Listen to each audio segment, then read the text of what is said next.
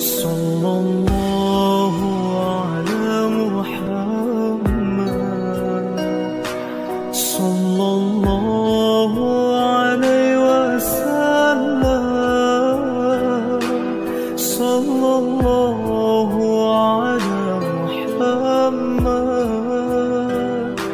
sallallahu alaihi wasallam. Anta syamsun, anta badrun, anta nurun fawqa nuri. Anta syamsun, anta badrun, anta nurun fawqa nuri. Anta iksir wa qali,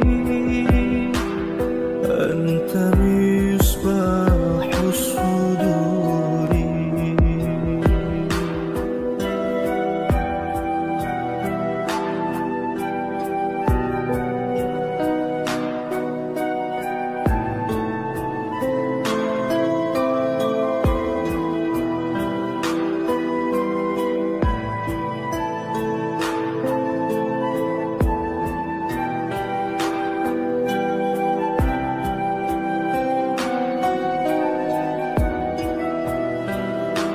Ya habibi ya Muhammad, ya arus al-khafiqaini. Ya habibi ya Muhammad, ya arus al-khafiqaini. Ya muayyad ya mumajjad, ya imam al-qiblatayn. Sallallahu ala Muhammad, sallallahu alaihi wasallam, sallallahu ala Muhammad, sallallahu alaihi wasallam.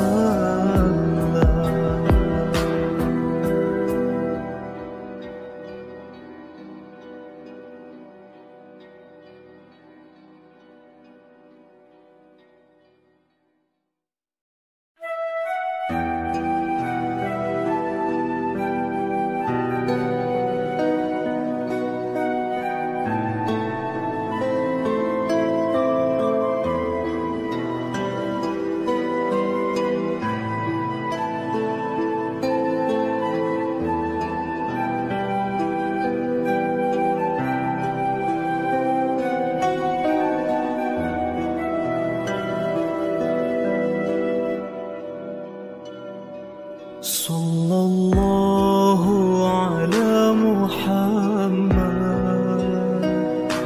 sallallahu alaihi wasallam, sallallahu ala Muhammad, sallallahu alaihi wasallam, sallallahu ala Muhammad, sallallahu alaihi wasallam. Baik, kita mulai saja kajian pada malam hari ini. Bismillahirrahmanirrahim. Assalamualaikum warahmatullahi wabarakatuh. Waalaikumsalam warahmatullahi wabarakatuh. Alhamdulillahirabbil alamin. Wassalatu wassalamu ala Sayyidina Muhammadin wa ala alihi wa sahbihi ajmain. Amma ba'du. Haratul mukarram wal muhtaram, para ikhwan fillah yang dirahmati Allah Subhanahu wa taala, Pertama-tama marilah kita senantiasa memanjatkan rasa syukur kita kehadirat Allah Subhanahu wa taala. Alhamdulillah pada malam hari ini yang dingin karena Cikande saat ini tadi diguyur hujan. Alhamdulillah ini adalah rezeki dari Allah Subhanahu wa taala yang mudah-mudahan walaupun cuaca dingin tidak menyurutkan semangat kita untuk melaksanakan, untuk mengikuti kajian pada malam hari ini. Dan mudah-mudahan hadirnya pada malam hari ini adalah sebuah rasa syukur kita atas nikmat-nikmat yang diberikan Allah Subhanahu wa taala. Dengan demikian mudah-mudahan kita senantiasa ditambah-tambah nikmatnya oleh Allah Subhanahu wa taala. Amin Allahumma amin. Salawat teriring salam mari kita curah limpahkan kepada baginda Rasulullah Muhammad sallallahu alaihi wasallam, kepada keluarga, para sahabat, dan juga mudah-mudahan kita sebagai umatnya di yaumil akhir nanti mendapatkan syafaatnya. Amin Allahumma amin. Ikhwan fillah yang dirahmati Allah Subhanahu wa taala, alhamdulillah pada malam hari ini kajian tematik edisi ke-22 bisa terlaksana insyaallah pada malam hari ini dengan tema yaitu nafsu manusia. Insyaallah nanti akan dipaparkan, akan dijelaskan oleh guru kita Ustadz Abu Habibi yang alhamdulillah beliau sudah hadir di tengah-tengah kita.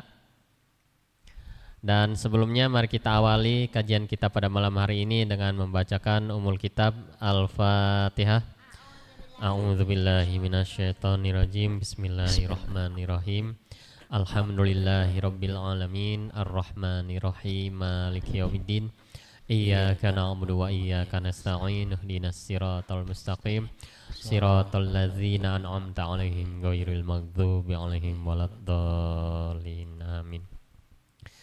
Baik, selanjutnya mari kita simak, kita dengarkan pembacaan ayat suci Al-Quran yang insyaallah akan dibacakan oleh Ahli Naziat. Pada Ahli Naziat dipersilahkan.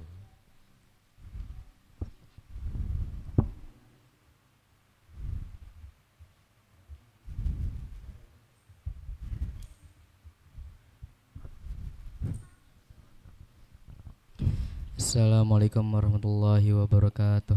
Waalaikumsalam warahmatullahi wabarakatuh. A'udzu billahi minasyaitonir rajim. Bismillahirrahmanirrahim. Wa kaifa takfuruna wa antum tutla alaikum ayatullahi wa fikum rasuluh wa man ya'tasim billahi faqad hudiya ila siratim mustaqim. Ya ayyuhalladzina amanu taqullaha haqqa tuqatihi wa la tamutunna illa wa antum muslimun. Wa'tasimu bihablillahi jami'an wa la tafarraqu. Wadhkuru ni'matallahi 'alaikum idh kuntum a'da'an fa'alafa baina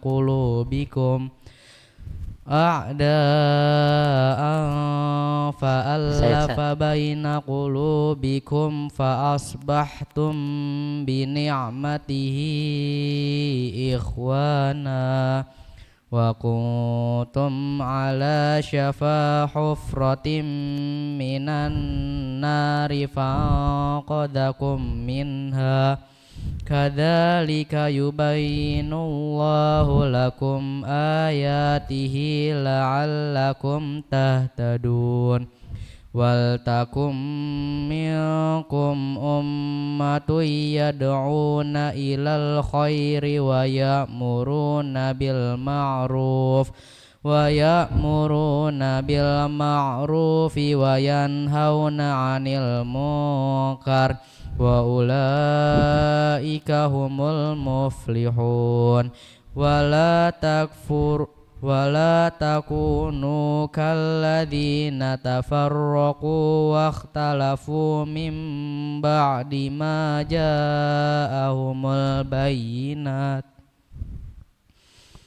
وأولئك لهم عذاب عظيم يوم تبيض وجوه وتسود وجوه فأما الذين اسودت وجوههم أكفرتم بعد إيمانكم فذوقوا العذاب بما كنتم تكفرون وأما الذين ابيضت وجوههم ففي رحمة الله هم فيها خالدون تلك آيات الله نتلوها عليك بالحق وما الله يريد ظلما للعالمين ولله ما في السماوات وما في الأرض وإلى الله ترجع الأمور kuntum khaira ummatin ukhrijat linnasi ta'muruna bil ma'rufi wa tanhauna 'anil munkari wa tu'minuna billah walau amana ahlul kitabi lakana khairal lahum minhumul mu'minuna wa aktsaruhumul fasiqun. Shadaqallahul azim. Dan bagaimana kamu sampai menjadi kafir padahal ayat-ayat Allah dibacakan kepadamu dan Rasulnya Muhammad pun berada di tengah-tengah kamu. Barang siapa berpegang teguh kepada agama Allah, maka sungguh dia diberi petunjuk kepada jalan yang lurus. Wahai orang-orang yang beriman, bertakwalah kepada Allah sebenar-benarnya takwa kepadanya, dan janganlah kamu mati kecuali dalam keadaan muslim, dan berpegang teguhlah kamu semuanya pada tali agama Allah, dan janganlah kamu bercerai-berai, dan ingatlah nikmat Allah kepadamu ketika kamu dahulu masa jahiliyah bermusuhan, lalu Allah mempersatukan hatimu sehingga dengan karunia-Nya kamu menjadi bersaudara, sedangkan ketika itu kamu berada di tepi jurang di neraka, lalu Allah menyelamatkan kamu dari sana. Demikianlah Allah menerangkan ayat-ayatnya kepadamu agar kamu mendapat petunjuk. Dan hendaklah di antara kamu ada segolongan orang yang menyeru kepada kebajikan, menyuruh berbuat yang ma'ruf dan mencegah dari yang mungkar, dan mereka itulah orang-orang yang beruntung. Dan janganlah kamu menjadi seperti orang-orang yang bercerai-berai dan berselisih setelah sampai kepada mereka keterangan yang jelas. Dan mereka itulah orang-orang yang mendapat azab yang berat. Pada hari itu ada wajah yang putih berseri dan ada pula wajah yang hitam muram. Adapun orang-orang yang berwajah hitam muram, kepada mereka dikatakan, mengapa kamu kafir setelah beriman? Karena itu rasakanlah azab disebabkan kafiranmu itu. Dan adapun orang-orang yang berwajah putih berseri, mereka berada dalam rahmat Allah surga, mereka kekal di dalamnya. Itulah ayat-ayat Allah yang kami bacakan kepada kamu dengan benar. Dan Allah tidaklah berkehendak menzalimi siapapun di seluruh alam. Dan milik Allah lah apa yang ada di langit dan apa yang ada di bumi. Dan hanya kepada Allah segala urusan dikembalikan. Kamu umat Islam adalah umat terbaik yang dilahirkan untuk manusia, karena kamu menyuruh berbuat yang ma'ruf dan mencegah yang dari yang mungkar. Dan beriman kepada Allah sekiranya ahli kitab beriman, tentulah itu lebih baik bagi mereka. Di antara mereka ada yang beriman, namun kebanyakan mereka adalah orang-orang yang kafir. Assalamualaikum warahmatullahi wabarakatuh. Waalaikumsalam warahmatullahi wabarakatuh. Alhamdulillahirabbil alamin. Kami ucapkan terima kasih kepada Ahina Ziyad yang telah melantunkan, telah membacakan ayat-ayat suci Al-Quran. Semoga beliau dan kita semua yang sama-sama menyimak senantiasa mendapatkan pahala dan rahmat dari Allah Subhanahu wa taala. Amin amin Allahumma amin.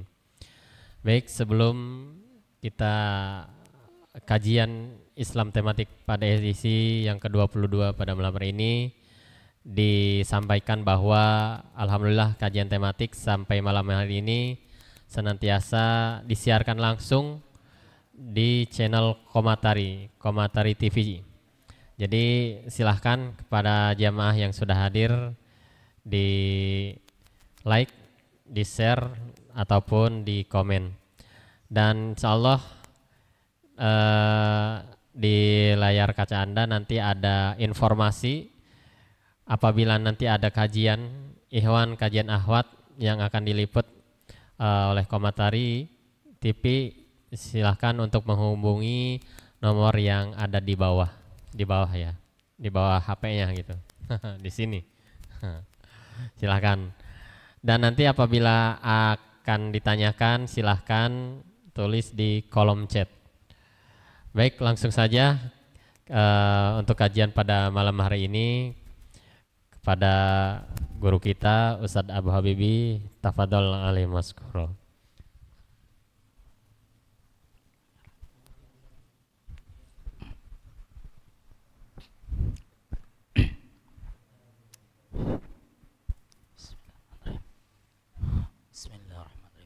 Assalamualaikum warahmatullahi wabarakatuh.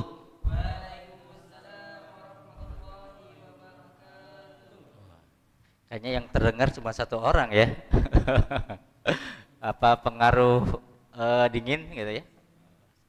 Sekarang di wilayah Cikande sekitarnya itu sedang diguyur hujan.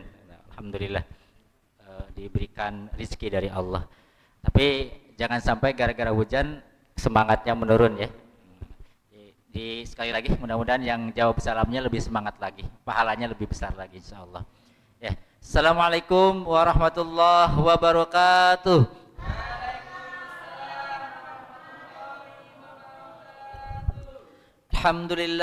Alhamdulillahilladzi ba'atsa fil ummiyina rasulan minhum yatlu 'alaihim ayatihi wa yuzakkihim wa yu'allimuhumul kitaba wal hikmah wa in kanu min qablu lafi dhalalin mubin. Asyhadu an la ilaha illallah wa asyhadu anna Muhammadan abduhu wa rasuluhu la nabiyya ba'dah. Rabbi sahri sadri wa yassir li amri wa hlul 'uqdatam min lisani yafqahu qawli. Raditu billahi wa rabba wa bil islami dina wa bi Muhammadin sallallahu alaihi wasallam nabiyya wa rasulah.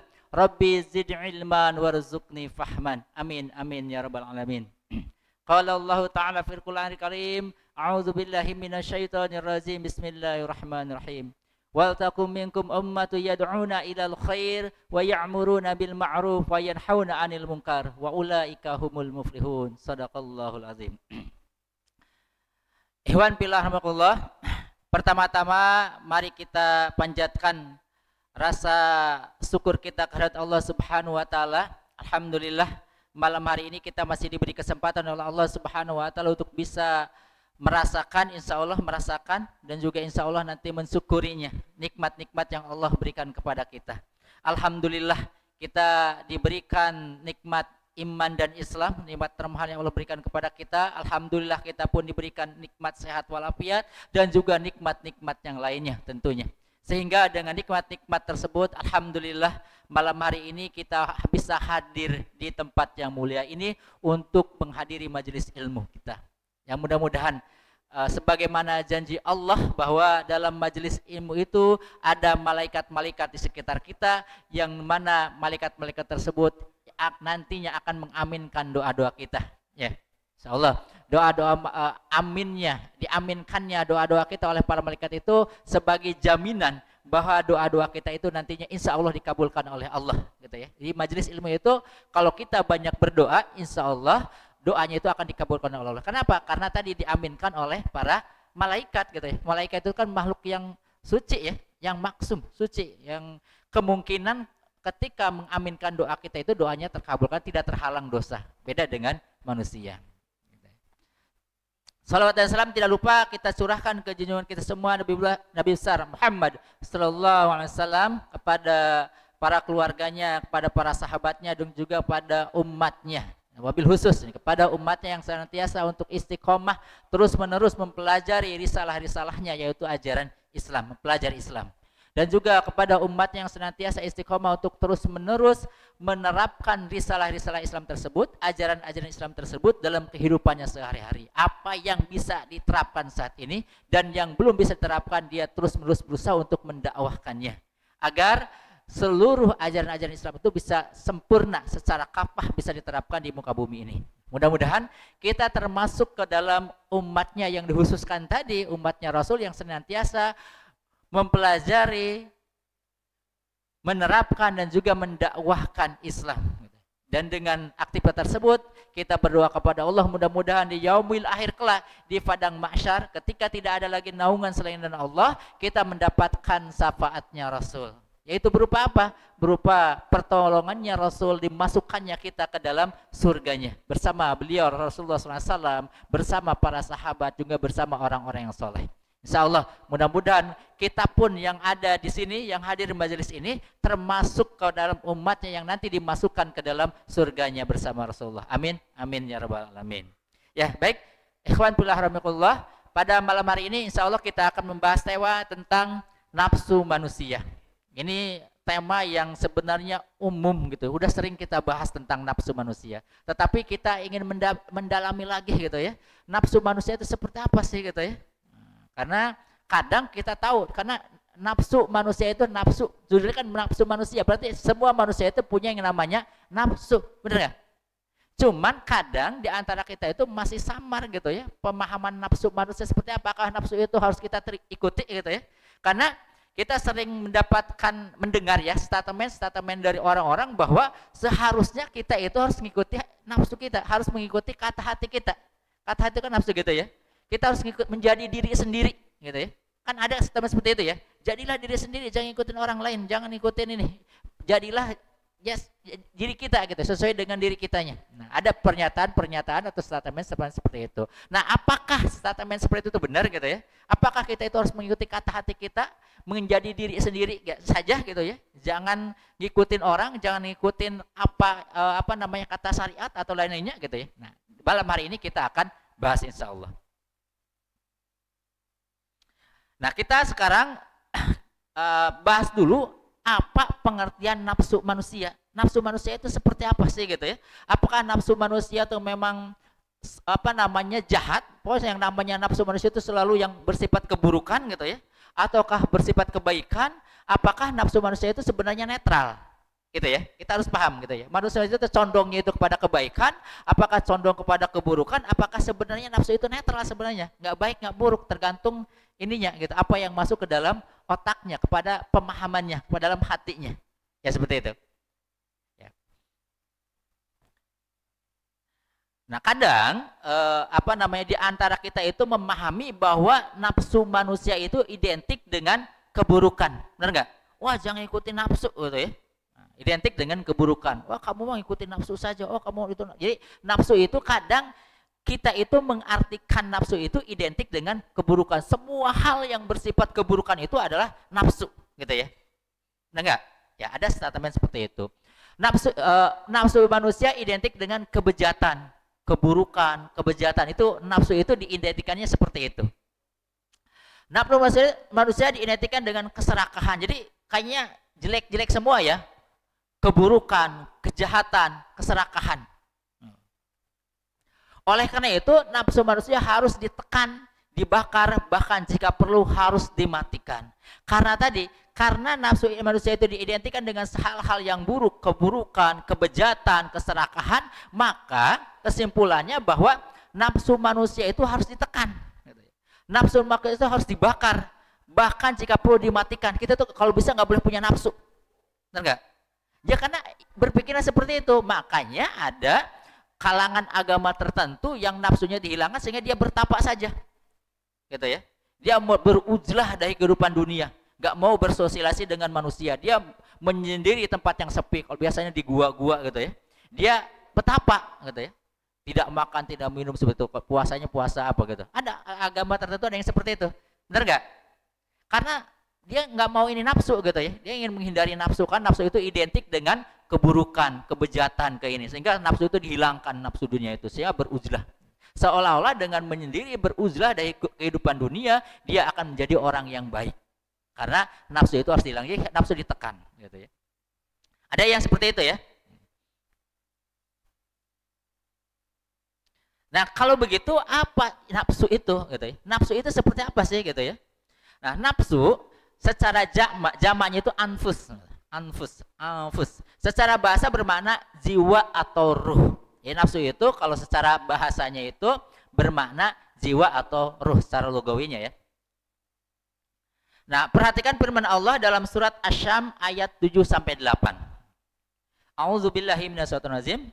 Wa nafsi wa ma sawwaha fa'alhamaha fujuraha wa taqwaha. Dan jiwa, wan nafsi, dan jiwa serta penyempurnaannya, ciptaannya, maka Allah mengilhamkan kepada jiwa itu jalan kepastikan, falhamaha fujuraha, fujur, wa taqwaha, dan ketakwaannya. Jadi nafsi di sini artinya kan jiwa. Dan jiwa seperti penyempurnaannya atau ciptaannya, maka Allah mengilhamkan kepada jiwa itu jalan kepastikan dan ketakwaan. Nah, kalau kita melihat dari ayat ini, nafsu, wan nafsi. Berarti nafsu itu bersifat apa? Buruk apa jahat? Buruk, jelek, keburukan, kebaikan, ataukah netral sebenarnya nafsu itu? Netral. Kan ini nih. Maka Allah mengilhamkan kepada jiwa itu jalan kepastikan dan jalan ketakwaan. Jadi nanti ada dorongan fasik sama baik gitu ya. Itu. Intinya nafsu itu sebenarnya kalau manusia yang nggak ada artinya apa-apa sebenarnya nafsu itu, sifatnya itu netral. Nanti dibahas di sini. Nafsu itu sebenarnya sifatnya netral, pinter gitu ya. Jadi karena sering makan nasi kebuli akhirnya pinter. Insya Allah. Makanya kalau pengen cerdas kayak Bang Ismail harus tiap pagi harus beri nasi kebuli di sini di dekat SD Cikande Permai. Nah, jika kita memahami ayat di atas, maka kita dapat menyimpulkan bahwa nafsu itu ternyata bersifat netral. Sebenarnya nafsu itu bukan kebaikan atau keburukan gitu ya. Nggak baik nggak buruk. Nafsu itu pada intinya, pada dasarnya itu adalah netral. Berarti yang mempengaruhi nanti itu nafsu itu jadi baik atau nafsu itu jadi buruk itu adalah apanya? Maklumat sabikot yang masuk ke dalam otaknya yang nanti jadi pemahaman. Pemahaman itulah yang nanti akan menentukan seseorang itu nafsunya itu baik atau buruk. Jadi nafsu itu nggak selalu dengan keburukan, nggak selalu identik dengan keburukan, dan juga tidak selalu identik dengan kebaikan. Tergantung maklumat sabikot ternyata yang masuk ke dalam otaknya. Setiap orang biasanya kalau dia maklumat sabikot itu apa? Informasi yang masuk ke dalam otaknya itu informasi yang buruk gitu, sehingga itu jadi pemahaman, maka otomatis nafsunya akan buruk gitu ya. Tergantung yang masuk. Makanya biasanya anak itu kan sebenarnya masih suci ya, anak baru lahir. Nah, dia itu nanti akan jadi baik atau buruk itu tergantung apa yang masuk ke dalam otaknya. Yang paling banyak itu apa? Apakah lihat dari HP? HP itu kan HP-nya yang jadi kecil diajarin yang nggak benar gitu ya, otomatis nanti jadi pemahaman, nanti nafsunya seperti itu gitu ya. Makanya kalau pengen itu dari sejak dini itu bagaimana yang masuk ke dalam otaknya itu adalah informasi-informasi yang baik dari Al-Quran, dari ajaran. Ketika yang masuk ke dalam otaknya itu adalah pemahaman-pemahaman Islam, maka otomatis nafsunya terpengaruh oleh Islam seperti itu. Paham ini ya? Berarti nafsu itu sifatnya netral. Dengan kata lain, nafsu itu tidak bersifat baik dan juga tidak bersifat buruk. Nggak baik, nggak buruk, netral. Nah, jadi kekuatan, daya, upaya. Haul yang ketiga maknanya apa? Bisa menjadi buruk, tergantung maklumat sabikot apa yang masuk ke dalam otaknya. Makanya kalau kita ingin nafsu kita baik, banyak-banyakin informasi yang masuk ke dalam otak itu tuh informasi-informasi yang baik gitu ya. Kalau kita bergaulnya dengan orang-orang yang salah, nafsunya akan salah karena kemungkinan informasi yang masuk ke dalam otaknya itu informasi-informasi yang salah. Kalau kita sering ikut kajian, sering mengkaji Islam, insya Allah maklumat sabikotnya itu maklumat sabikot yang baik bersumber dari Islam. Insya Allah nafsunya jadi nafsu yang Islami, gitu ya, nafsu yang baik seperti itu. Semakin jauh orang itu dari Islam, semakin buruk dia nafsunya. Karena semakin jauh dari Islam. Karena ukuran baik atau buruk bagi seorang muslim itu adalah standarnya Islam. Kalau dia sesuai dengan Islam, ajaran Islam, dia baik. Kalau dia jauh dari ajaran Islam, berarti dia buruk. Itu standarnya. Nah, namun di dalam penciptaannya Allah Subhanahu wa taala memberikan ilham. Tadi kan netral. Nafsu itu sebenarnya netral, nggak baik, nggak buruk. Cuma dalam penciptaannya Allah memberikan ilham. Ilham itu maksudnya kan potensi. Jadi nafsu itu sebenarnya berpotensi baik, bisa juga berpotensi buruk. Terhadap nafsu tersebut, yaitu nafsu bisa dibawa ke arah kejahatan atau kefasikan, dan juga nafsu bisa dibawa ke arah kebaikan atau ketakwaan. Jadi nafsu itu bisa dibawa baik, bisa dibawa buruk gitu ya. Tergantung apa tadi yang muyul. Kalau muyul itu apa bahasa? Dorongan gitu. Dorongan yang ada dalam dirinya untuk berbuat apa nih gitu ya. Nah, dorongan itu muyul itu biasanya lahir atau muncul dari apa? Dari pemahaman. Nah, pemahaman itu dari mana asalnya dia? Dari informasi yang masuk ke dalam otaknya. Oh, paham ini gitu ya. Biasanya kalau orang cenderung yang masuk ke dalam otaknya itu adalah sakopa atau pemikiran-pemikiran sekuler, dia akan sekuler gitu ya.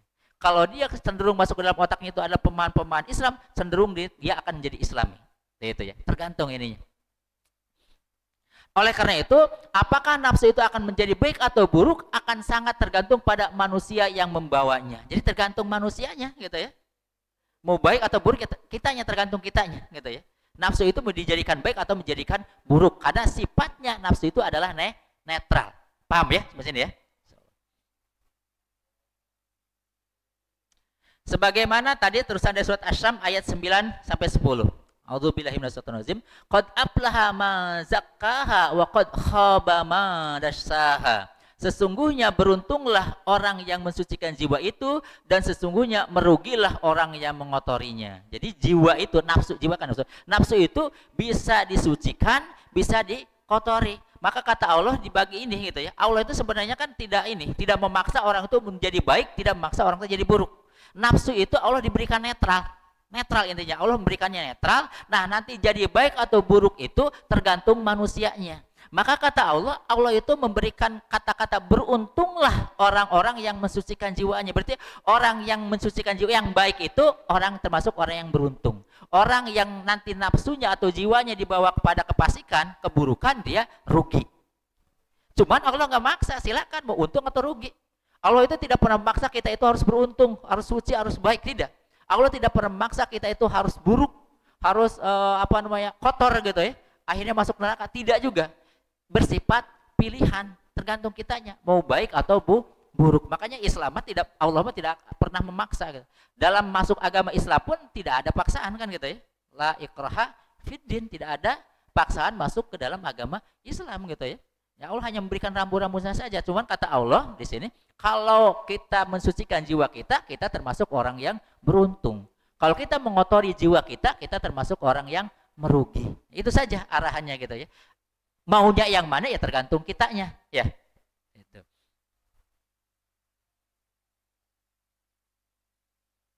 Nah, pertanyaannya, apakah nafsu manusia itu akan menjadi baik, bersih atau suci? Apakah nafsu manusia itu bisa menjadi baik atau suci gitu ya? Bisa enggak? Halo, nafsu manusia itu bisa menjadi baik atau suci enggak? Bisa gitu ya. Ternyata hal itu sangat tergantung dari manusianya sendiri. Jadi ya bisa baik atau tidak tergantung kitanya, mau baik atau enggak gitu ya. Pertanyaan dibalikan lagi, tergantung kitanya ternyata gitu ya. Mau baik atau buruk itu tergantung kitanya. Jika dia rajin merawatnya, rajin mensucikannya, maka nafsunya akan menjadi nafsu yang bersih dan suci. Jadi kalau kita rajin merawat jiwa kita gitu ya, nafsu kita, rajin mensucikannya, maka nafsunya akan menjadi nafsu yang bersih dan suci. Kebalikannya, tadi kalau kita sering merawatnya ya, mensucikannya, manusia itu akan cenderung untuk baik dan akan suka untuk melakukan kebaikan. Jadi kalau kita sering merawat nafsu kita, informasi yang masuk itu yang baik-baik gitu ya, segala macam, kita sering datang kajian gitu ya, kita sering ngaji dan lain-lain, insya Allah kita itu akan cenderung untuk menjadi baik dan akan suka untuk melakukan kebaikan. Nah, biasanya kan kalau kita setelah ikut kajian itu kan ghorizoh tadayun kita, lalu di keberagaman kita itu kan meningkat, keimanan kita meningkat, pengen itu baik aja gitu ya. Kalau udah jarang ikut kajian gitu ya, jarang ikut jarang ngaji gitu ya, mulai dah datang setan itu ininya gitu, dorongan-dorongan untuk berbuat buruk gitu ya, ada itu. Makanya dengan seringnya kita hadir dalam majelis ilmu itu salah satu cara untuk merawat nafsu kita agar nafsu kita itu senantiasa baik gitu ya. Karena kalau kita di luar sana gitu ya, nggak ngaji ya, kemungkinan buruknya itu kan, peluang buruknya itu banyak, benar nggak? Ya kalau kita contoh malam hari ini aja gitu ya. Kalau kita nggak ngaji itu peluang buruk itu banyak gitu ya. Peluang nafsu kita jadi buruk gitu ya. Bisa dengan ya banyak lah gitu ya. Peluang ininya itu. Insya Allah dengan selalu bergabung, dengan selalu menghadiri kajian-kajian ilmu, gitu, majelis-majelis ilmu, itu salah satu bentuk kita itu merawat jiwa kita, nafsu kita menjadi baik. Nah sebaliknya tadi kalau kita rajin merawatnya, rajin mensucikannya, kita itu akan cenderung menjadi orang yang baik. Nafsu kita itu cenderung akan baik. Kebalikannya, jika kita tidak mau merawatnya, terus-menerus mengotorinya, maka nafsunya akan menjadi kotor, hitam, dan kelam. Makanya kan nafsu hati kan sama saja sebab pengertiannya. Makanya harus dijaga nafsu kita itu ya. Harus jaga nafsu, jaga hati kita gitu ya. Agar jangan sampai kita itu mengotorinya. Nafsu kita itu menjadi kotor. Gitu ya. Menjadi kotor, hitam, dan kelam gitu ya. Nah akibatnya manusia itu tidak akan cenderung menjadi jahat, manusia itu akan cenderung menjadi jahat dan akan suka melakukan kejahatan. Jadi kalau nafsu kita kotor, nafsu kita itu tidak suci gitu ya, dan terus-terus dikotori, tidak pernah dirawat, maka cenderung kita itu akan menjadi jahat dan suka melakukan kejahatan. Nah, kalau kita dengan bahasa gampangnya itu, kalau dia itu tidak pernah jauh dari Islam, tidak pernah hadir kajian, tidak pernah berusaha untuk sholat dan lain-lain, otomatis hatinya itu akan hitam, nafsunya itu akan hitam kelam. Otomatis dia gampang untuk berbuat keburukan. Jadi setan itu kan seneng ya. Kalau orang-orang yang jauh dari Allah itu ya, jauh dari kajian, jauh itu, setan itu gampang menggodanya gitu ya. Sehingga untuk berbuat buruk itu ya gampang gitu ya. Dibisikin perbuatan buruk itu. Sehingga dia itu akan cenderung menjadi jahat dan suka melakukan kejahatan. Nah, bagaimana hubungan antara Islam dan nafsu? Ya. Tadi kan nafsu itu bisa baik atau buruk kan gitu ya. Nah, apa nih hubungannya Islam dan nafsu itu bagaimana gitu ya? Nah, kalau nih biasanya kan orang-orang yang seperti ini itu kan nafsu menganggap nafsu itu kan berhubungan dengan keburukan, kejahatan. Sehingga nafsu itu harus dihentikan, nafsu itu harus ditekan. Maka dia nggak mau yang berhubungan-hubungan dengan itu, sehingga dia menjauhkan diri dari kehidupan dunia. Dia biasanya beruzlah, ada bertapa gitu ya. Kalau puasa pun sampai puasa mati geni, ada ya seperti itu ya. Jadi puasa itu nggak buka nggak ini aja gitu ya, karena makanan itu sumber ini gitu. Kalau kenyang biasanya ya buruk nantinya itu gitu ya, bisa berbuat segala macam. Sehingga mereka itu beruzlah dari kehidupan dunia. Nah, Islam itu tidak pernah mengajarkan untuk membunuh nafsu. Nah, tadi kalau ajaran tertentu ada yang nafsu itu harus dibunuh. Gitu. Ternyata Islam itu tidak mengajarkan untuk membunuh nafsu. Nafsu itu tidak dibunuh, gitu ya. Tidak ditekan, tidak dibakar. Tetap nafsu itu kan fitrah dari Allah. Ya. Nafsu itu termasuk apa nafsu itu? Nafsu itu termasuk ke dalam gharizah dan hazatul udwiyah sebenarnya gitu ya. Dan itu kalau yang kita pahami bahwa nafsu itu termasuk ke dalam qadarnya Allah, di mana semua manusia itu akan merasakan ini, punya yang namanya nafsu. Halo? Paham ya? Kalau Islam itu mengajarkan bahwa nafsu itu termasuk ke dalam qadarnya Allah, termasuk bab qadar. Jadi manusia itu seolah-olah tanda kutip dipaksa oleh Allah punya nafsu. Karena mau nggak mau nafsu itu akan tetap ada pada manusia, sehingga tidak sesuai dengan fitrahnya ketika kita membunuh nafsu. Paham ya? Contoh nafsu apa contohnya? Hajatul udwiyah, contohnya misalnya rasa lapar. Rasa lapar itu tidak semua manusia itu pasti merasakan namanya rasa lapar, gitu ya. Itu kan nafsu, rasa lapar itu ya. Rasa lapar. Nah, tentunya kan perlu penuntutan, perlu pemenuhan. Sehingga kalau kita membunuh rasa ini, supaya nggak mau ada lapar ini, makanya saya puasa terus gitu ya, terus menerus. Maka dalam Islam puasa pun dibatasi, benar nggak? Halo? Dalam Islam itu puasa juga dibatasi waktunya gitu ya. Ketika sudah maghrib harus buka. Kalau setelah maghrib tetap berpuasa, dia berdosa, bukan dapat pahala lagi. Ini dalam Islam itu tidak membunuh nafsu gitu. Tidak boleh yang namanya puasa mati geni terus menerus gitu ya. tanpa ini gitu ya, tanpa ya seharian penuh sehari semalam tuh nggak boleh, haram hukumnya. Jadi Islam itu tidak pernah mengajarkan untuk membunuh nafsu. Akan tetapi Islam itu datang untuk mengendalikan nafsu manusia. Jadi Islam bukan membunuh nafsu, tapi mengendalikan nafsu. Contoh misalnya gorizotun gitu. Nafsu seksual. Nafsu seksual itu kan dari Allah, gitu ya. Jadi semua manusia itu punya yang namanya nafsu seksual, nggak ada yang nggak punya, gitu ya. Sehingga ketika dia menganggap bahwa nafsu seksual itu adalah keburukan bagi manusia, sehingga dia itu mengharamkan yang namanya pernikahan, gitu ya. Karena dengan pernikahan nanti kan ininya banyak syahwatnya kan seperti itu, gitu ya. Dia mengharamkan, saya nggak mau menikah, gitu ya. Dalam Islam justru dilarang, gitu ya. Dilarang, gitu ya. Karena memang fitrah manusia, gitu ya, yang namanya naluri seksual itu kan fitrah manusia, semua manusia punya. Cuman Islam itu bagaimana mengendalikan nafsu itu, gitu ya. Bagaimana nafsu seksual itu dikendalikan dengan jalan yang benar, itu. Bukan dibunuh, bukan dihilangkan, gitu. Karena menghilangkan nafsu sama dengan menentang qadar dari Allah Subhanahu wa taala. Ya, semua sudah belajar qadar ya. Nah, qadar itu dari Allah, itu pasti dipaksa manusia punya seperti itu, gitu ya. Nah, bagaimana cara mengendalikan nafsu, gitu? Bagaimana manusia dapat dikatakan telah dapat mengendalikan nafsunya dengan benar? Jadi mengendalikan nafsu yang benar itu yang seperti apa sih, gitu ya? Kita itu bisa dikatakan sudah mengendalikan nafsu. Oh, saya sudah mengendalikan nafsu. Seperti apa sih bentuknya itu, gitu ya? Nah, padahal kenyataannya nafsu senantiasa menuntut untuk dipenuhi atau dipuasi. Karena semua nafsu itu dituntut untuk dipenuhi, dipuaskan. Contohnya, ketika dalam diri kita timbul rasa lapar kan nafsu. Itu dituntut untuk dipenuhi atau enggak? Bisa enggak dipenuhi?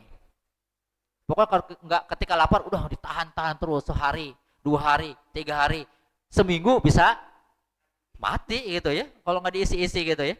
Harus dipenuhi, makanya nafsu itu ya harus dipenuhi, gitu ya. Cuman Islam itu datang untuk mengajarkan bagaimana cara pemenuhan yang benar, memenuhinya dengan cara yang benar sesuai dengan perintah Allah dan Rasulnya, sehingga ketika memenuhi nafsunya itu justru berbuah pahala, bukan berbuah dosa, gitu ya. Islam kan hanya mengatur itunya, bukan membunuhnya. Rasa lapar akan tetap ada, tapi bagaimana menyalurkan rasa lapar itu? Tadi, naluri seksual, semua manusia punya nggak? Punya. Naluri seksual perlu pemuasan nggak? Perlu, karena kalau nggak dipuaskan nanti akan apa? Gelisah, pusing, gitu. Teman-teman pusing. Kalau pusing dibiarkan terus-menerus juga berbahaya, walaupun tidak sampai tidak sampai merusak organ tubuh kita, tidak sampai mengakibatkan kematian, tapi tetap harus dipenuhi. Makanya Islam datang itu bukan untuk membunuh nafsu seksual. Wah, pokoknya tidak, karena seksual itu berhubungan dengan yang buruk, identiknya itu, gitu ya. Syahwat itu buruk, gitu ya. Sehingga harus dibunuh, nggak boleh, nggak mau menikah. Nanti dipotong aja lah ininya supaya nggak ini, gitu ya. Supaya nggak ada nafsu lagi. Nggak bisa, gitu ya. Nggak boleh, itu justru menentang ketentuan dari Allah. Jadi Islam itu tidak ini, gitu ya. Tidak membunuh nafsu. Jadi nafsu itu tetap ada dan tetap perlu dipenuhi, gitu ya. Jadi mengendalikan nafsu itu bukan berarti membunuh nafsu. Mengendalikan syahwat itu kan tetap namanya gharizah kan, gitu ya. Itu ada pada setiap manusia. Bukan berarti mengendalikan syahwat itu tidak disalurkan. Tapi Islam itu datang bagaimana menyalurkan syahwat itu. Ketika syahwat itu disalurkan justru berbuah pahala, gitu ya. Sehingga menyalurkan syahwatnya itu harus sesuai dengan ketentuan Allah dan Rasulnya, gitu. Paham ya? Sehingga ajaran nggak boleh menikah itu bukan ajaran Islam, gitu ya. Karena ada ajaran agama tertentu, kalau dikatakan dia makhluk yang suci, bukan maksudnya manusia yang sudah suci, misalnya itu setingkat ustadznya atau apanya kalau di kita, gitu ya, itu nggak boleh nikah. Ada ajaran agama tertentu gitu ya? Ada nggak? Ada nggak? Biasanya pendeta yang ajaran bukan pendeta Katolik Protestan itu. Ada itu, mereka nggak boleh nikah, gitu ya. Kalau dia sudah ininya jadi pendetanya, gitu ya.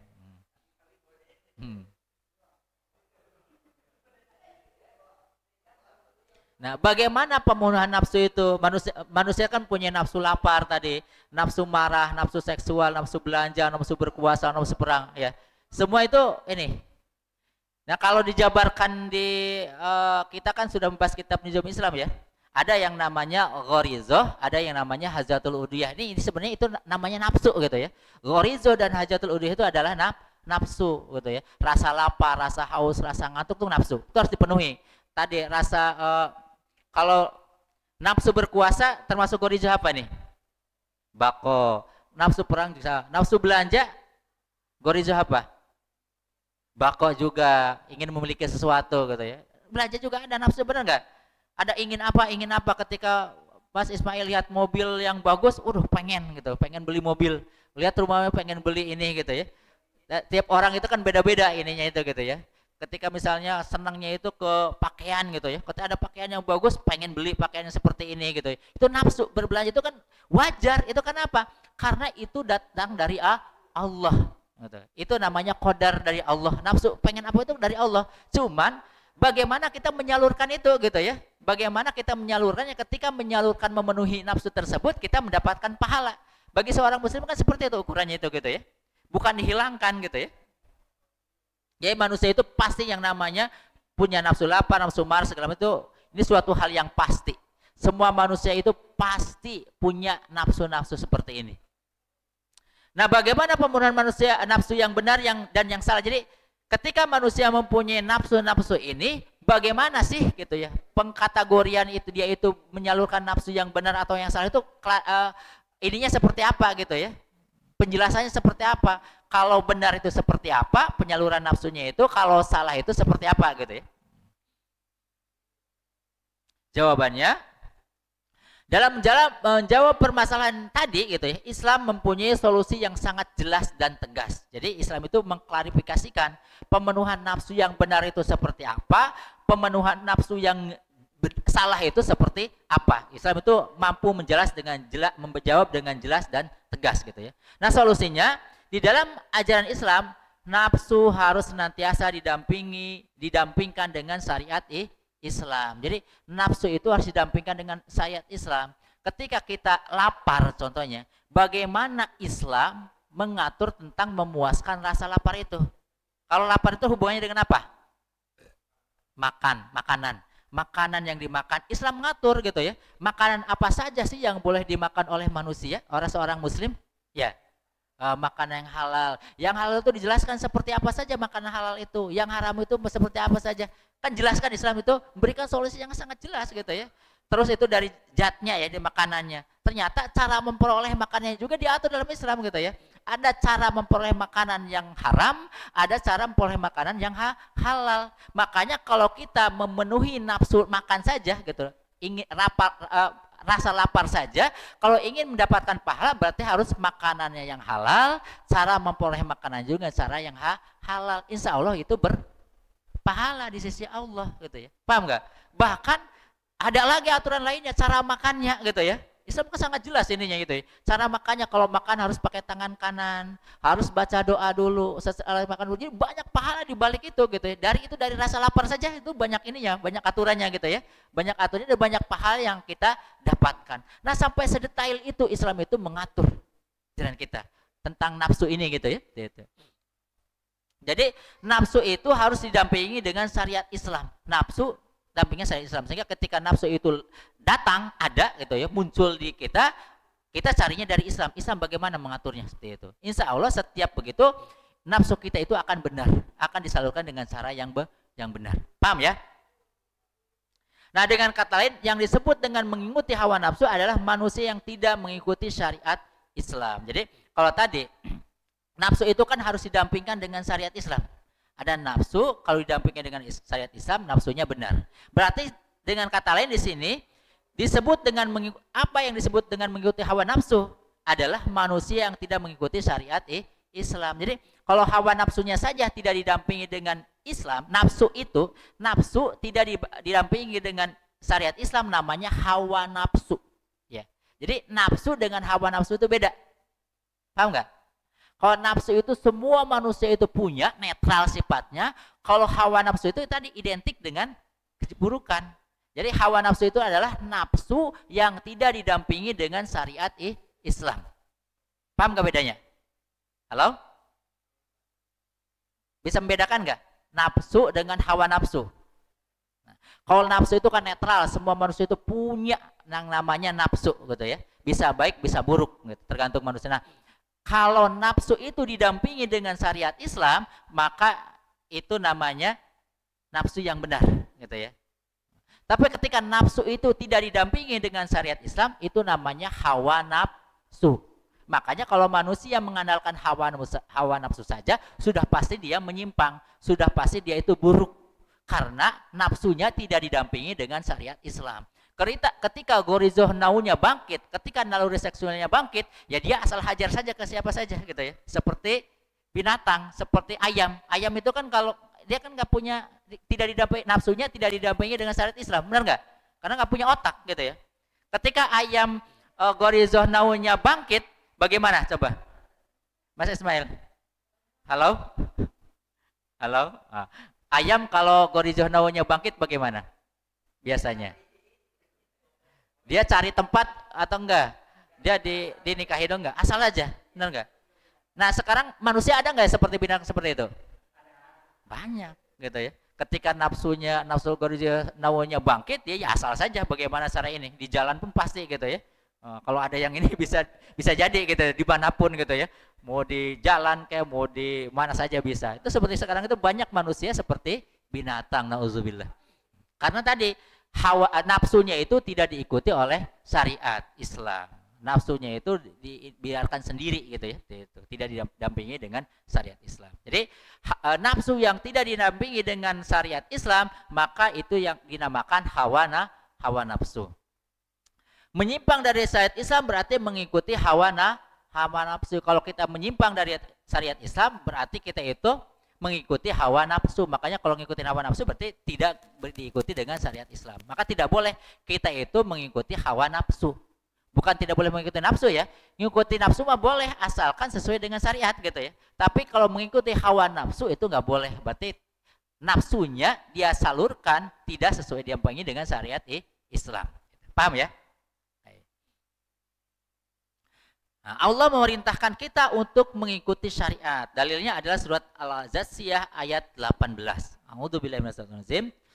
Tsumma ja'alnaka 'ala sari'atin minal amri fattabi'ha wa la tatabi' ahwa allazina la ya'lamun. Kemudian jika kami jadikan kamu berada di atas suatu syariat atau peraturan dari urusan agama itu, maka ikutilah syariat itu dan janganlah kamu ikuti hawa nafsu orang-orang yang tidak mengetahui. Jadi kita itu tidak boleh mengikuti hawa nafsu orang-orang yang tidak mengetahui, harus ikuti syariat. Jadi Allah itu jelas gitu ininya itu ya. Disuruh untuk mengikuti syariat, dilarang untuk mengikuti hawa nafsu. Jadi antara hawa nafsu dengan syariat itu bertentangan. Lawannya syariat Islam itu adalah hawa nafsu. Ya, bukan nafsu ya. Kalau nafsu itu kan beda gitu ya. Jadi lawannya syariat Islam itu adalah hawa nafsu. Ketika kita menyalurkan nafsu kita tidak sesuai dengan syariat, itu namanya hawa nafsu. Gitu. Paham ya? Dan kita pun harus memutuskan sesuatu itu sesuai dengan syariat. Ini sebagaimana surat Al-Maidah ayat 48. A'udzubillahi minasyaitonir rajim. Fahkum bainahum bima anzalallahu wa la tatabi' ahwa'ahum amma ja'aka minal haqqi. Maka putuskanlah kata Allah perkara mereka menurut apa yang Allah turunkan, janganlah kamu mengikuti hawa nafsu. Jadi selalu ini berdampingan gitu ya. Disuruh memutuskan sesuai dengan Allah yang Allah turunkan, berarti kan syariat gitu ya. Dan janganlah kamu mengikuti hawa nafsu. Mereka dengan meninggalkan kebenaran yang telah datang kepadamu. Hawa nafsu meninggalkan kebenaran. Jadi dalam dalil-dalil syara itu, ayat-ayat Allah itu jelaskan kalau kita disuruh untuk mengikuti perintah Allah, berarti kan mengikuti syariat ya. Dan ada larangan untuk mengikuti hawa nafsu. Suruh mengikuti syariat, larangan mengikuti hawa nafsu. Sehingga antara syariat dan hawa nafsu itu adalah bertolak belakang, berlawanan, hawa nafsu atau syariat. Kalau misalnya nih ada statement, ada seorang muslimah yang menutup auratnya, misalnya menggunakan hijab, menggunakan khimar, kerudung gitu ya. Kemudian dia melepaskannya gara-gara katanya statementnya saya ingin menjadi diri sendiri, mengikuti kata hati. Saya tidak mau menjadi orang lain. Saya tidak mau melakukan sesuatu karena apa gitu ya. Ada dari mana segala macam. Benar nggak statement seperti itu? Itu salah gitu ya. Nggak boleh ngikutin kata hati itu. Kata hati itu berarti kan tidak mengikuti syariat. Manusia harus mengikuti syariat, suka atau tidak. Jadi suka atau tidaknya itu syariat yang menentukan baik atau buruknya itu gitu ya. Jangan hawa nafsu kita, jangan diri kitanya. Oh saya kayaknya kalau saya pakai kerudung gitu ya, kayaknya nggak ini, kayak jadi orang lain, kayak nggak ini gitu ya, kayak nggak terpakai dan lain-lain gitu ya. Mendingan jadi diri sendiri saja, bebas seperti itu. Itu statement yang salah, berarti dia itu mengikuti hawa nafsu, salah gitu seperti itu. Dan itu suatu hal yang berdosa ketika dia itu berstatement seperti itu. Nah, maknanya apa dari ayat-ayat tadi gitu ya? Dari dua contoh ayat di atas kita dapat memahami bahwa Allah Subhanahu wa taala telah menurunkan syariat Islam untuk kehidupan manusia di dunia. Jadi pertama, dua ayat tadi bahwa Allah itu sudah menurunkan syariat Islam untuk mengatur kehidupan manusia. Jadi seluruh hidup kita itu untuk mengandalkan, untuk memenuhi nafsu-nafsu kita, gharizah dan hajatul adwiyah kita itu Allah sudah sandingkan syariat Islam. Aturannya seperti apa? Karena sesungguhnya sebenarnya hidup kita itu ya, dari kita bangun tidur sampai kita tidur kembali, semuanya itu dalam rangka apa? Memenuhi nafsu tadi. Ya. Semua memenuhi nafsu. Bangun tidur, kita masuk kamar mandi untuk memenuhi nafsu atau bukan? Memenuhi nafsu gitu ya. Kita duduk di atas toilet, memenuhi nafsu enggak itu? Nafsu juga gitu ya. Terus semua hidup kita itu seluruhnya memenuhi nafsu. Ketika kita wudu gitu. Wudu itu memenuhi nafsu enggak? Nafsu juga. Kita memenuhi gharizah tadayun, datang ke masjid sholat itu juga memenuhi nafsu juga, gharizah tadayun kita gitu ya. Jadi semua hidup kita itu gitu ya, aktivitas kita di dunia dari mulai bangun tidur sampai tidur kembali itu dalam rangka apa? Memenuhi nafsu sebenarnya. Makanya harus senantiasa didampingi oleh syariat gitu ya. Syariat itu harus nempel di antara nafsu-nafsu kita itu gitu ya. Jadi Allah menurunkan syariat Islam untuk memenuhi seluruh aturan kehidupan kita gitu ya. Dan juga kebalikannya tadi, Allah telah memerintahkan kepada manusia untuk mengikuti. Jadi Allah menurunkan syariat Islam, Allah pun memerintahkan kita untuk mengikuti syariat Islam tadi gitu ya. Nah sebaliknya di sini Allah telah memberikan garis yang tegas bahwa lawan dari mengikuti syariat Islam adalah mengikuti hawa nafsu. Jadi Allah menurunkan syariat, Allah memerintahkan kita itu untuk tunduk atau mengikuti syariat tadi. Dan Allah gitu ya, memberi garis yang tegas gitu ya, bahwa lawan dari syariat, mengikuti syariat itu adalah mengikuti hawa nafsu. Syariat, hawa nafsu itu suatu hal yang bertentangan, bertolak belakang. Maka kita itu disuruh untuk mengikuti syariat, disuruh untuk jangan mengikuti hawa nafsu. Paham ya? Nafsu seperti itu. Nah, ngapain ini? Bagaimana jika manusia itu tetap membelok, tidak mau tunduk pada syariat saja? Bagaimana pertanyaannya kalau manusia itu belelok? Belelok itu apa? Ngeyel. Kata syariatnya gini, nggak mau, gitu ya? Nggak mau, pengennya aturan sendiri saja. Sudah ditetapkan bahwa hukuman bagi pencuri itu adalah dipotong tangannya. Sekarang banyak manusia yang balelo enggak? Banyak yang balelo, bahkan yang punya aturan itu gitu ya. Petinggi-petinggi kita di pemerintah yang buat hukum itu balelo itu gitu ya. Balelo, karena udah jelaskan hukum pencuri itu potong tangannya, tetap nggak mau, pengennya di penjara saja gitu ya. Yang zina Allah memerintahkannya apa syariat itu? Orang yang berzina, laki-laki dan perempuan yang sudah menikah maka harus dirajam gitu ya, sampai meninggal. Tapi balelo enggak? Balelo gitu ya. Ya mudah-mudahan kita di sini bukan yang balelo gitu ya. Disuruh, Allah menyuruh kita itu untuk menutup aurat, tetap balelo gitu ya. Nah enggak? Jadi janganlah kita di sini kan laki-laki ikhwan semua ya. Kita itu menginginkan kalau punya istri yang solehah gitu ya. Istri yang baik, istri yang nutup aurat gitu ya. Tapi kadang kitanya sendiri nggak mau menutup aurat gitu ya. Ya. Jadi banyak kalau di jalan itu ketemu boncengan motor, istrinya mah sempurna tertutup rapat, suaminya pakai kolor yang kelihatan ini auratnya gitu ya, seperti itu. Itu kan balelo seperti itu gitu ya. Ya mudah-mudahan kita mah bukan yang balelo. Balelo bahasa Jawanya apa? 100 yang sekarang lagi ramai gitu, itu baligo.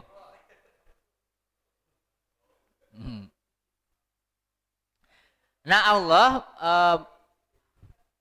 dalam surat Toha ayat 124 mengabarkan kepada kita bahwa a'udzubillahi minasyaitonir rajim wa man a'rada an dzikri fa inna lahu ma'isyatan dongka wa nahsyuruhu yaumal qiyamati a'ma. Dan barang siapa berpaling dari peringatanku, kata Allah, maka sesungguhnya baginya penghidupan yang sempit. Ini peringatan dari Allah ya. Allah mengabarkan, Allah itu kan maha benar.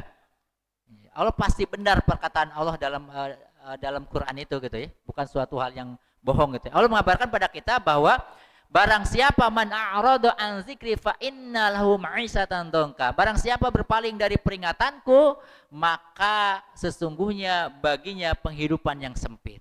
Jadi orang yang berpaling dari peringatan Allah, dia ngikutin hawa nafsu saja, tidak mau mengikuti syariat, maka hidupnya akan sempit, penghidupannya akan sempit. Itu janji Allah. Dan kami akan menghimpunkannya pada hari kiamat dalam keadaan buta. Ini peringatan bagi kita. Kalau kita itu membalelo terus, bukan baligo gitu ya. Kalau kita membalelo terus, gak mau ngikutin syariat, ngikutin hawa nafsu saja, maka kelak hidup kita itu akan sempit, penghidupan kita akan sempit, dan kita itu nanti di hari kiamat dikumpulkan dalam keadaan buta, nggak bisa ngelihat apa-apa. Itu janji Allah gitu ya. Nah mudah-mudahan kita tidak seperti itu ya. Kita selalu dibimbing oleh syariat. Nafsu kita selalu diikuti dengan syariat gitu ya. Jangan sampai diikuti oleh hawa nafsu. Gitu. Nah bisa jadi kalau sekarang kita masih kehidupan terasa sempit aja, berarti kita banyak nafsu kita itu diiringi dengan hawa nafsu, bukan diiringi dengan syariat gitu.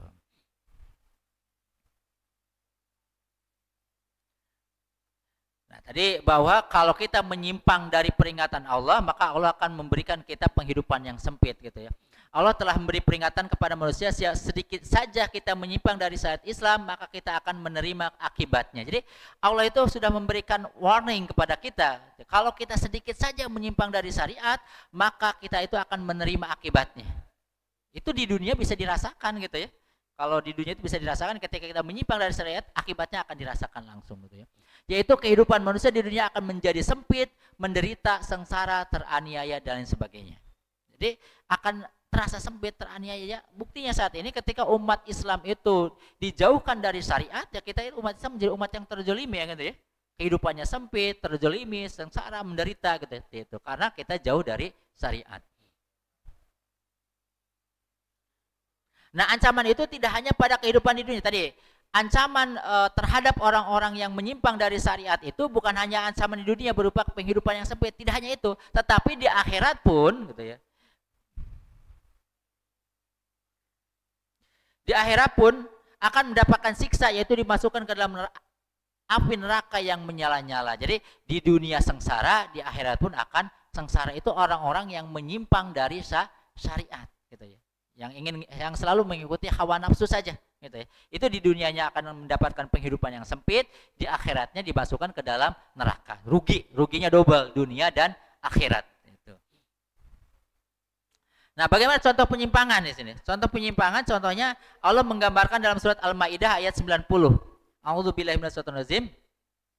Ya ayyuhallazina amanu innamal khamru wal maisiru wal ansabu wal azlamu rijsum min amali syaitani fajtanibuhu la'allakum tuflihun. Hai orang-orang yang beriman, kata Allah, sesungguhnya meminum khamar, innamal khamru wal maisiru, dan berjudi, berkorban untuk berhala, mengundi nasib dengan panah adalah perbuatan keji, termasuk perbuatan setan. Maka jauhilah perbuatan-perbuatan itu agar kamu mendapatkan keberuntungan. Ini contoh penyimpangan dari syariat ya, gitu ya. Meminum khamar, gitu, minuman keras, gitu ya. Kalau sekarang narkoba dan lain-lain, berjudi, gitu ya. Mengundi nasib, berjudi, berkorban untuk berhala, gitu ya. Ini judilah gitu ya. Itu adalah contoh-contoh penyimpangan dari syariat. Kalau kita lihat orang yang selalu minum khamar itu hidupnya bahagia atau enggak? Enggak, Jadi dia bahagia halu saja, halusinasi dia merasa bahagia gitu ya. Orang yang mabuk itu ya, sempoyongan itu perasaan dia mah bahagia. Benar nggak? Kalau nanya kayaknya kalau ngomongnya asal aja. Kalau orang mabuk itu kan dia merasa bahagia. Maka kalau orang-orang yang jauh dari syariat, kalau dia punya masalah itu mendingan minum gitu ya. Kalau dengan minum atau dia mengkonsumsi narkoba itu biasanya katanya seperti apa? Ngeplay itu seperti terbang kayak kayak di alam apa gitu ya, katanya sih nggak tahu gitu. Sehingga dia larinya selalu seperti itu gitu ya, merasakan kayaknya kenikmatan gitu ya kalau ini itu. Padahal sesungguhnya bagi orang yang berpikirannya waras, ya apa bahagianya gitu ya, seperti itu gitu ya. Itu kehidupannya sempit seperti itu gitu. Atau orang yang berjudi. Orang yang suka judi itu bahagia atau enggak? Saya yakin orang yang suka berjudi itu kehidupannya sempit. Gak ada, karena judi itu kan judi sama minum khamar gitu ya, sama narkoba itu hampir sama loh. Karena apa? Mengandung candu. Ada saja judi itu mengandung candu juga gitu ya. Judi padahal nggak dikonsumsi tapi ada candunya. Jadi kalau udah berjudi itu biasanya terus-terusan, susah untuk berhentinya itu. Walaupun kadang ketika dinasehati mah iya pengen berhenti tapi susah untuk berhentinya. Coba aja. Jangan sampai mencoba. Kalau pengen membuktikan coba saja gitu ya. Maka judi, narkoba itu ada candunya. Makanya jangan sampai mencoba-coba gitu ya. Jangan, tapi kalau ingin bukti silakan gitu ya. Bahwa itu sangat berbahaya buat kita. Dan tentunya sebenarnya tidak perlu kita yang mencoba. Kita contoh-contoh yang ada di hadapan kita aja terlihat. Bagaimana orang yang kecanduan narkoba misalnya. Bagaimana orang yang kecanduan judi. Hidupnya itu rusak gitu ya. Bukannya bahagia tapi kerusakan. Itu janji Allah kan ya. Bahwa kalau dia menyimpang dari syariat itu ya bukannya kebahagiaan, bukan kehidupan yang enak, tapi dia penghidupan yang sempit, rusak. Ada nggak orang yang sukanya kecanduan narkoba itu justru bahagia? Nggak ada. Kan halus saja bahagianya itu gitu ya. Nggak ada. Orang yang kecanduan judi itu kaya raya bahagia, nggak ada gitu ya. Nggak ada ceritanya gitu ya. Orang kaya karena judi itu nggak ada. Bahkan kebanyakan judi itu, kalau judi itu kan yang menang satu, yang kalahnya banyak kan itu. Kebanyakan yang kalahnya itu, ya kebanyakan yang stresnya gitu ya, itu. Yang sengsaranya. Nah, dampak penyimpangan itu bagaimana? Tadi kan penyimpangan itu judi, minum khamar dan lain-lain. Dampaknya bagaimana? Akibat minum khamar, berjudi, berkorban untuk berhala dan mengundi nasib akan membuat fungsi akal sehat manusia menjadi rusak. Ini janji Allah. Jadi, kalau kita sering judi, kita sering minum khamar, kita sering itu akalnya itu akan rusak, akal sehatnya itu udah hilang akal sehatnya. Orang nyembah berhala saja udah hilang itu akal sehatnya itu ya. Gimana nggak hilang? Coba berhala, batu disembah-sembah. Ada nyembah kuburan dulu gitu ya. Pada zamannya dulu saya kecil itu saya ingat zamannya ada nomor buntut apa ya? Judi juga itu. Nanti kayaknya resmi dulu mah ada pengumuman di radio dari umumkannya itu malam gitu ya. Nanti yang keluar nomor 7, 5, 4, 3. Yang gitu ya. Oh, kalau 4-4-nya dapat nih gitu, dapatnya berapa juta gede gitu. Tapi kalau ketebak ujungnya saja gitu ya, 2 huruf ujung itu udah dapat gede juga. Nah, akal sehat itu di masyarakat di tempat saya itu dulu itu udah pada hilang.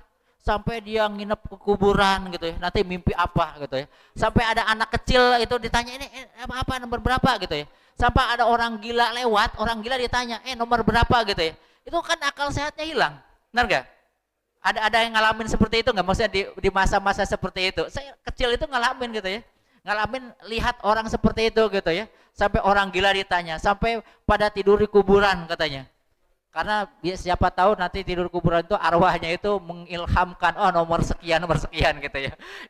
Itu kan tandanya bahwa akalnya sehat itu hilang. Benar nggak? Orang yang narkoba saja itu juga akal sehatnya hilang gitu ya. Kemarin dapat kabar ada di ini itu mesti di wilayah Cirebon juga, katanya ada anak SMP nih gitu, lagi marah-marah ke orang tuanya, ingin sertifikat rumahnya itu mau dijual, pengen dijual. Untuk apa? Narkoba ternyata gitu ya. Sampai jadi akal sehatnya hilang yang narkoba seperti itu ya. Ini kan janji Allah juga seperti itu janjinya itu. Orang judi itu kan biasanya kan ini juga judi online segala macam itu, ya akal sehatnya hilang lah gitu ya, sampai jual rumah sampai segala gara-gara judi gitu ya, banyak yang seperti itu. Nah, jika fungsi akal rusak, maka yang akan mengendalikan perilaku manusia adalah hawa nafsu. Kalau akal sehatnya sudah rusak, yang mengendalikan perbuatan kita itu adalah hawa nafsu. Udah nggak, syariat itu ditinggalkan. Pokoknya tergantung kitanya aja, sekendak kitanya saja. Hawa nafsu yang mengikuti perbuatan kita. Nah, manusia yang mengikuti hawa nafsu tidak ubahnya seperti binatang, bahkan lebih rendah dari itu. Nah, tadi kalau udah hawa nafsu yang menguasai kita itu akan lebih rendah dari binatang. Nah, tadi binatang kalau gorizoh nawanya muncul, ayam itu bisa di mana saja, hajar saja gitu ya, nggak ada malu, nggak ada ini gitu ya. Yang penting nafsunya itu bisa disalurkan. Nah, manusia sekarang juga banyak seperti itu, bahkan bisa lebih gila dari itu gitu ya. Gitu. Akibatnya kehidupan manusia akan hancur, rusak, dan binasa. Jadi kalau kita mengikuti hawa nafsu saja, kita itu akan rusak, kehidupan kita akan rusak dan akan binasa. Nah, siapa nih? Apa hubungannya dengan hawa nafsu ya? Nah, ini idolanya Ustadz Fuad.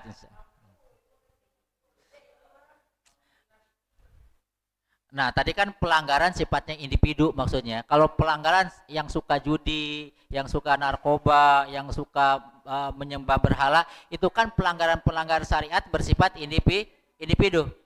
Ya. Nah, ini kita ingin membandingkan bagaimana pelanggaran syariat yang bersifat individu dengan pelanggaran syariat yang dilakukan oleh negara, gitu ya. Nanti efeknya itu yang mana yang besar itu? Kalau pelanggaran terhadap syariat itu dilakukan individu, efeknya mungkin apa?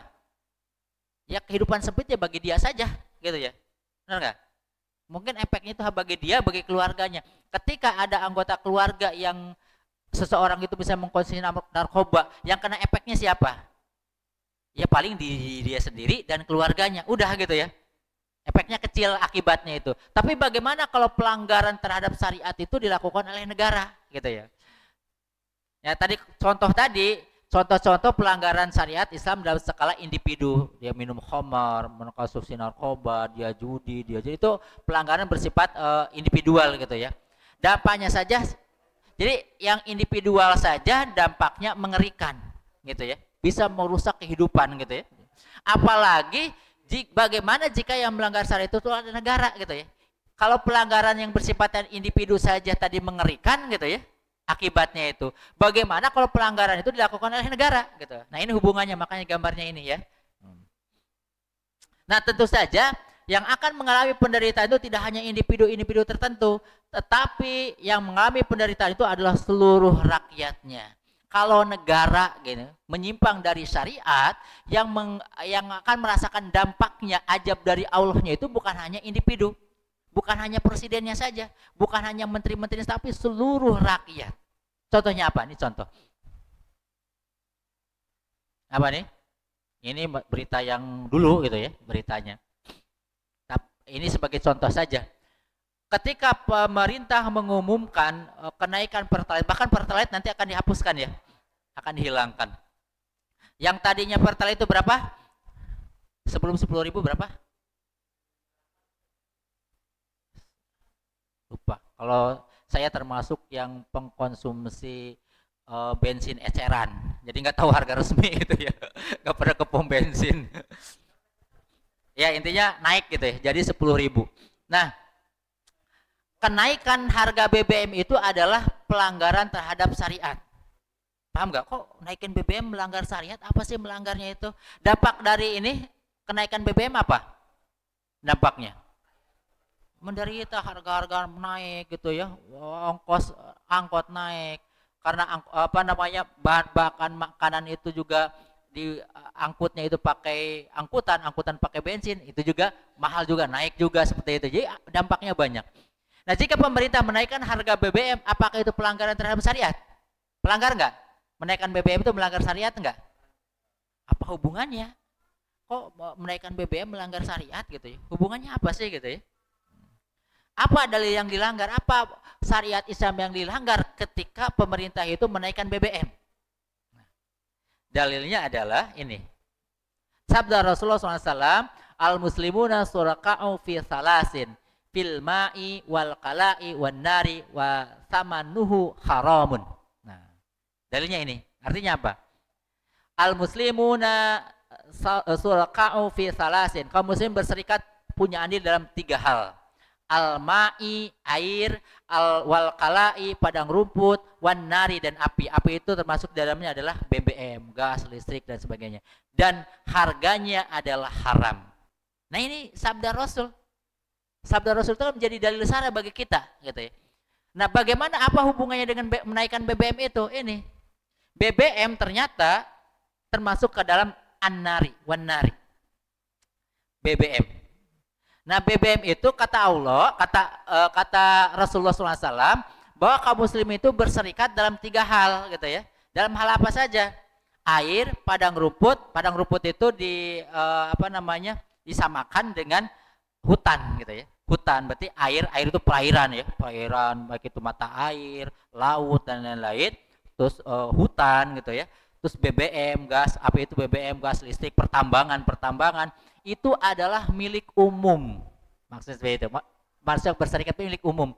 Tidak boleh dikuasai oleh individu. Kita misalnya Mas Ismail saking kayanya akhirnya beli pertambangan mempunyai pertambangan minyak misalnya gitu ya. Pertambangan batu bara gitu ya. Yang sangat banyak, itu nggak boleh. Karena punya banyak duitnya, akhirnya membeli perhutanan yang sangat banyak, itu juga nggak boleh. Karena baik itu air, padang rumput atau hutan maupun tadi pertambangan tadi tidak boleh dimiliki oleh individu. Itu adalah milik bersama, milik kaum muslimin secara bersama, gitu ya. Tidak boleh dikuasai oleh individu maupun dikuasai oleh negara. Itu milik bersama, gitu ya. Dan kata Rasulullah, wasamanuhu haramun, dan harganya adalah haram. Maka dalam Islam menjual BBM itu adalah haram. Karena apa? Karena BBM itu milik rakyat. Kalau dalam Islam itu seperti itu ya. Jadi harus dikelola oleh negara, hasilnya untuk rakyat. Itu dalam Islam seperti itu konsepnya itu, gitu ya. Jadi BBM termasuk BBM pertambangan yang ada, termasuk dalam BBM minyak. Itu negara mengolahnya, nanti hasilnya itu untuk rakyat, gitu ya. Itu Islam. Sehingga tadi ketika pemerintah itu menaikkan harga BBM, itu sama dengan melanggar syariat. Menjualnya saja udah melanggar, apalagi menaikkan harganya. Ketika pemerintah itu berbisnis, menjual kan berbisnis berarti ya. Karena pemerintah kan selalu ngomongnya rugi-rugi terus ya. Alasan kenapa menaikkan BBM, pemerintah rugi, gitu ya. Kalau harganya tetap 8.000, itu akan rugi, gitu ya. Ini ngomongnya rugi terus, gitu. Berarti kan hubungan antara penguasa dengan rakyat itu adalah hubungan bisnis. Hubungan penjual dengan pembeli. Padahal dalam Islam, hubungan antara penguasa dengan rakyat itu hubungannya apa? Hubungannya seperti penggembala. Negara itu adalah penggembala, rakyat itu gembalaannya, gitu ya. Kita itu kalau penguasa itu orang yang ininya, kita kambingnya, gitu ya. Jadi yang punya kambing itu kan menghidupi kan, ngasih makan segala macam, nggak minta bayaran dari kambingnya kan. Ayo kambing kalau nggak bayar saya nggak ini, gitu. Nggak kan, diberikan secara sukarela kan, gitu ya. Gitu. Nah negara itu kan konsepnya seperti itu seharusnya, penggembala, gitu ya. Nah dalam Islam BBM itu kan seharusnya milik bersama ya. BBM itu catat milik bersama. Maka berdasarkan pemahaman tadi, maka kita dapat menyimpulkan bahwa haram hukumnya pemerintah menaikkan harga BBM. Jangankan menaikkan harga BBM, menjual BBM kepada rakyat saja hukumnya haram. Apalagi menjualnya dengan harga yang mahal. Itu udah haram lagi. Menjualnya saja udah haram. Apalagi dengan harga yang sangat mahal, itu juga lebih haram lagi, gitu ya. Jadi seharusnya kalau dalam konsep Islam, BBM itu gratis untuk seluruh rakyat. Itu dalam Islam itu BBM itu emang dikelola oleh negara, diolah, hasilnya untuk rakyat, gitu ya. Berikan rakyat. Adapun nanti konsep teknisnya seperti apa, kalau mau gratis ya nanti pasti ada aturannya, gitu ya. Bagaimana pembagiannya dan lain-lain. Tapi intinya bahwa dalam Islam salah satunya, termasuk di dalam satunya itu adalah BBM itu adalah milik rakyat, dan itu dikelola oleh negara, hasilnya untuk rakyat, gitu. Nah jika tidak mampu menggratiskan, nah ketika kondisi keuangan negara itu sedang bermasalah, kalau digratiskan itu justru kan BBM itu kan diolah itu kan perlu biaya, benar nggak? Nah kalau digratiskan itu nanti biaya untuk itunya negara sedang nggak ada misalnya, gitu, sedang kondisi keuangan nggak baik-baik, gitu ya. nggak baik-baik saja. Maka dalam kondisi seperti itu boleh negara itu menjual, tidak menggratiskan BBM kepada rakyatnya hanya dengan hanya dengan biaya produksinya sendiri. Kalau biaya produksinya 10.000 mengganti biaya produksi saja gitu ya. Enggak untung rugi, enggak seperti orang jualan. Kalau orang jualan itu kan biaya produksi 10.000 misalnya. Pasti dia jual itu enggak 10.000, jualnya berapa? 12.000 atau 20.000 gitu ya. Nyari untung. Nah, kalau dalam konsep Islam itu tidak. Yang dihitung itu ada biaya produksinya saja. Biaya produksinya berapa nih gitu ya.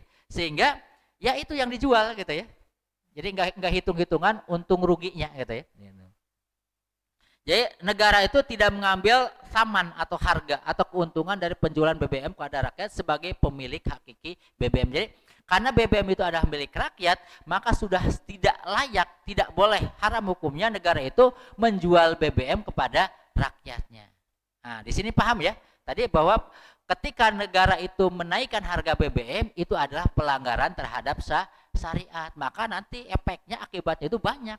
Yang kena efek dari kenaikan harga BBM itu bukan hanya individu-individu, semua seluruh rakyat gitu bisa merasakan itu. Karena itu adalah pelanggaran syariat. Maka kalau penguasa itu menaikkan BBM, maka selayaknya kita bagaimana nih? Ngikutin atau gimana? Wah, ikutin saja, karena banyak nih, ini juga salah satu konsep yang banyak kaum muslimin yang tidak memahami tentang syariat. Karena kenapa? Saya sering dengar statement ketika penguasa itu menaikkan BBM, jawabannya apa? Ya udahlah, itu kan ini kita tawakal saja, kita yakin bahwa kita itu dimampukan oleh Allah gitu ya. Yang penting mah kita mampu gitu ya, cari rezeki yang halal. Insya Allah akan, walaupun naik harga seberapapun, kita akan diberikan kemampuan oleh Allah, sabar saja. Ada nggak statement seperti itu? Banyak, bukan ada lagi. Pokoknya kita ini aja, tawakal saja, udah serahkan. Pertanyaan itu, persoalannya itu bukan tawakal atau enggak tawakalnya gitu ya. Bukan masalah konsep rezekinya, bukan, tapi pelanggaran terhadap syariatnya. Menaikkan BBM itu adalah pelanggaran terhadap syariat. Karena kenapa tadi? BBM itu termasuk salah satu barang yang seharusnya itu milik bersama, milik umum, milik rakyat, yang seharusnya dikelola oleh negara, hasilnya untuk rakyat lagi. Itu konsep Islam seperti itu gitu. Ketika menyalahi konsep Islam berarti itu melanggar syariat, dan itu tidak boleh dibiarkan. Kita harus protes, kita harus memberikan muhasabah bahwa itu adalah kebijakan yang salah, yang menyimpang dari syariat. Nih, seharusnya memang seperti ini gitu ya.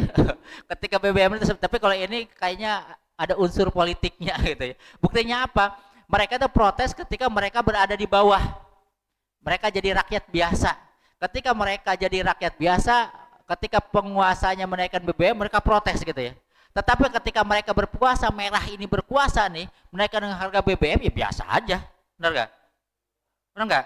Kemarin waktu Pertalite naik 10.000, yang berkuasa kan yang merah ini. Ya. Tapi nggak ada yang nangis, nggak ada yang protes gitu ya. Tapi ketika mereka jadi emang benar gitu ya, syariat Islam itu, dalam Islam ketika negara itu menaikkan BBM harusnya begini, protes gitu ya. Protes itu karena tuntutan syariat, karena diiringi dengan syariat, jadi nafsu diiringi dengan syariat. Syariatnya apa? Bahwa itu melanggar. Dalam Islam itu ketika ada pelanggaran syariat harus apa? Harus dirubah lah gitu ya. Benar nggak? Hadisnya apa coba? Man ra'a mungkaran falyughayyir gitu ya. Ketika melihat kemungkaran maka rubahlah. Kalau kita dengan apa dirubahnya? Dengan tangan kita, dengan kekuasaan kita. Kalau nggak punya kekuasaan, maka dengan lisan kita dinasihati. Kalau lisan juga kita nggak bisa, maka minimal hati kita menolak itu gitu ya. Jangan diam saja, jangan rela begitu aja. Makanya dalam masalah ini pun ketika negara itu menaikkan BBM karena itu termasuk dalam pelanggaran syariat, maka kita harus apa? Harus merubahnya. Kalau kita punya kekuasaan, ya rubah dengan kekuasaan kita, bikin aturan yang tidak mengharamkan kenaikan BBM gitu ya, mengharamkan menjual BBM. Tapi kalau kita tidak punya kekuasaan, ya dengan lisan kita, maka kita salah satunya adalah unjuk rasa. Unjuk rasa itu kan ini, merubah dengan lisan kita. Oh, itu nggak boleh melanggar syariat seperti itu gitu ya. Karena akibat kenaikan harga BBM yang melambung tinggi benar-benar telah menyengsarakan seluruh rakyat. Jadi kita nanti kalau unjuk rasa itu bukan hanya dasar ini gitu. Karena kalau BBM naik nanti menyengsarakan rakyat. Jadi kita itu membela rakyat, bukan karena itu, karena pelanggaran terhadap syariatnya itu gitu ya. Nah, akibat kenaikan BBM semua harga-harga ikut terseret naik, inflasi, daya beli masyarakat jatuh, rakyat semakin miskin, sengsara dan menderita. Ini akibat di dunia ketika melanggar syariat. Di satu sisi saja gitu. Ini salah satu contoh saja dari satu pelanggaran tentang BBM saja akibatnya banyak gitu ya. Ini sanksi di dunianya gitu ya, belum nanti di akhirat.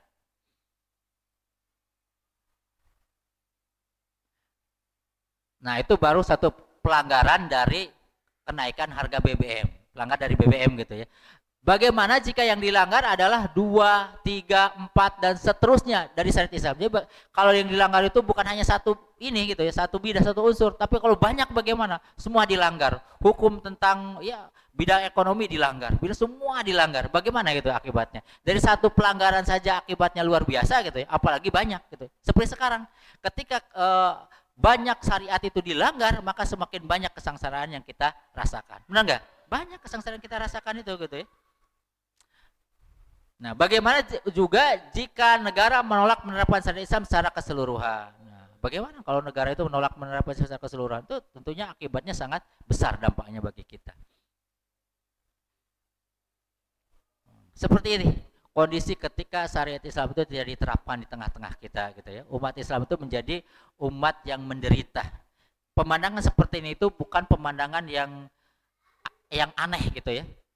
Sudah lumrah di sekitar kita itu banyak seperti ini. Kalau ada bantuan-bantuan itu masyarakat desak-desakan gitu ya.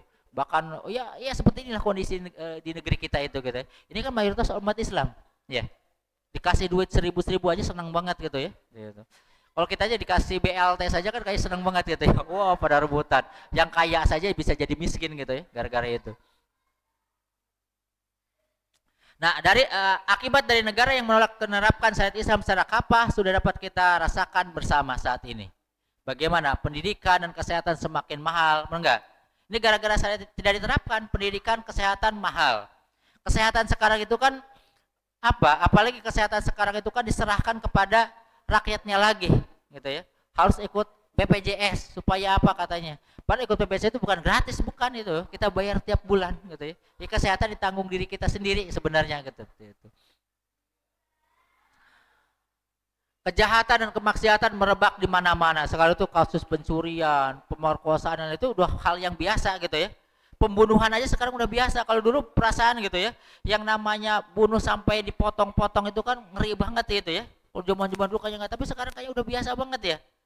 Udah biasa, terinspirasi gitu. Ketika ada, makanya dalam Islam kasus-kasus kriminal itu nggak boleh disiarkan itu, dipublikasikan. Wah, ada yang ini. Justru pempublikasian kemaksiatan atau kejahatan itu menjadi inspirasi. Benar gak? Jadi inspirasi, oh pokoknya nanti saya begini nih gitu. Terinspirasi yang tadinya nggak pernah terpikirkan kalau meninggal terus dipotong-potong, soalnya dipotong-potong tuh udah banyak gitu. Karena terinspirasi, oh kalau mau ngebunuh, kalau dibuang jasadnya gitu kan berat, susah juga. Makanya dia potong-potong supaya menghilangkan jejak. Kan akhirnya kan terinspirasi seperti itu ya. Itu gara-gara apa? Karena kejahatan itu dipublikasikan gitu, menjadi inspirasi. Maka dalam Islam nggak boleh. Maka saat ini kejahatan, kemaksiatan merebak di mana-mana, kaya dan miskin semakin timpang, dan banyak hal gitu yang akibat dari tidak diterapkannya syariat Islam di tengah-tengah kita. Nah, ini kesimpulannya. Ini udah selesai nih ya, tinggal kesimpulannya. Bahwa nafsu manusia bersifat netral, tidak bersifat baik dan juga tidak bersifat buruk. Ini kesimpulan yang pertama. Jadi nafsu manusia itu bersifat netral, tidak baik, tidak buruk. Yang kedua, manusia diwajibkan untuk mengendalikan nafsunya agar tunduk kepada syariat. Jadi, nafsu itu netral, terus Allah menyuruh kepada kita untuk apa? Untuk mengendalikan nafsu kita itu agar sesuai dengan syariat. Yang ketiga, menyimpang dari syariat di dunia nestapa, di akhirat mendapatkan siksa. Itu kesimpulan kajian kita malam ini. Oke, kita lanjutkan dengan tanya jawab. Silakan kembali kepada MC. Alhamdulillahirrabbilalamin. Terima kasih Ustadz Abu Bibi telah menyampaikan paparannya, yaitu kajian tematik pada malam hari ini dengan tema nafsu manusia. Jadi kita sudah jelas ya, tadi sudah dipaparkan apa itu nafsu, kemudian juga bagaimana kita mengendalikan nafsu itu sendiri. Karena ternyata nafsu itu tidak baik dan juga tidak buruk. Tidak selama hal ini kita memahaminya yang namanya nafsu itu ya identik dengan negatif ya, yang harus dijauhi gitu. Tetapi setelah pembahasan tadi ternyata nafsu itu tidak baik dan juga tidak buruk.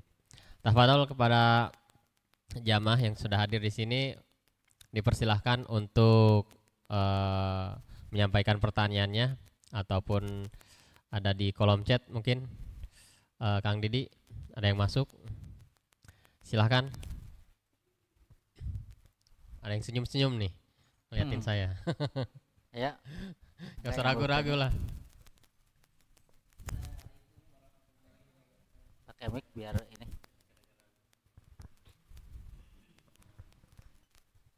Assalamualaikum warahmatullahi wabarakatuh.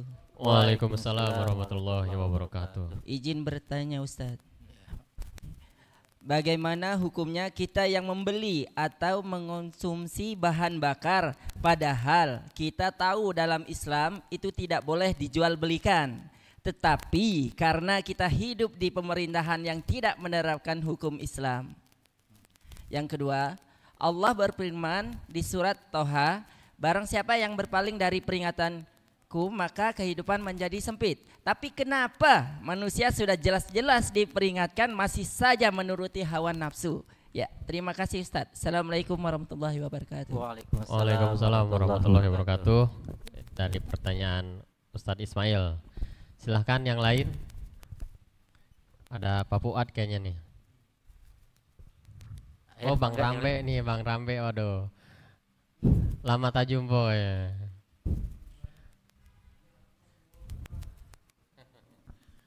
Baru hadir lagi nih. Udah setahun lebih ya. Ya. Ya, sambil nunggu pertanyaan berikutnya ini dulu ya. Baik, kita jawab dulu pertanyaan dari Ustadz Ismail. Tafadhol. Ya, jadi Ustadz Ismail tadi menanyakan dua pertanyaan. Pertama, tadi di pemaparan tadi kan dijelaskan bahwa salah satu bentuk pelanggaran terhadap syariat itu adalah dengan menjual belikan BBM, karena BBM itu termasuk barang milik umum, barang milik bersama gitu ya, yang tidak boleh dikuasai oleh individu ataupun negara. Dengan salah satu bentuknya adalah dengan diperjualbelikan. Nah, bagaimana kondisi sekarang ketika negara itu memperjualbelikan BBM gitu ya, dan bagaimana hukumnya kita itu membeli BBM tersebut gitu ya, boleh atau tidak itu. Nah, pertanyaannya, keharaman tadi itu adalah keharaman dalam hal siapa yang mengelola itu, yang memperjualkan beli itu. Jadi dia yang perjualbelikan itulah yang dia yang haram itu. Adapun kita ketika kita itu sistemnya seperti ini harus membeli, si pembeli itu ya nggak haram gitu ya. Yang haram itu adalah yang membisniskannya itu gitu ya. Karena kita posisinya itu, karena keharamannya itu tidak seperti keharaman suap misalnya. Kalau suap itu kan yang nyuap dengan yang disuap, dalilnya jelas. Seperti misalnya riba. Riba itu kan yang kena dosanya itu siapa saja? Yang pemberi riba, yang nerima riba, saksi, sama yang mencatat gitu ya. 4 pihak itu juga walaupun enggak ini gitu mendapatkan dosa gitu ya. Nah, sedangkan dalam pelanggaran syariat terhadap penjual belian syariat, penjual belian BBM gitu ya, yang terkena dosa itu yaitu yang menjual gitu ya, menjual BBM-nya tadi gitu ya. Dan sebenarnya menjual BBM keharamannya kan nggak mutlak gitu ya. Keharaman menjual BBM itu bisa hilang ketika apa? Ketika kondisi negara itu sedang, keuangan negara itu sedang tidak baik-baik saja. Misalnya APBN itu sedang sempit lah gitu ya, sehingga kekurangan keuangan di negara itu. Nah, boleh menjual BBM tapi dengan apa? Dengan hanya mengganti beban ini saja gitu ya. Atau setidaknya ditekan semurah mungkin. Sistemnya itu tidak bisnis lah gitu ya, membisniskan BBM. Maka yang diharam itu adalah membisniskan BBM tadi, karena BBM itu adalah milik rakyat. BBM itu bukan milik pemerintah ya. Kalau konsep sekarang mungkin BBM itu milik pemerintah atau apa? Tapi katanya kalau undang-undangnya mah enggak ya. Kan ada bumi air,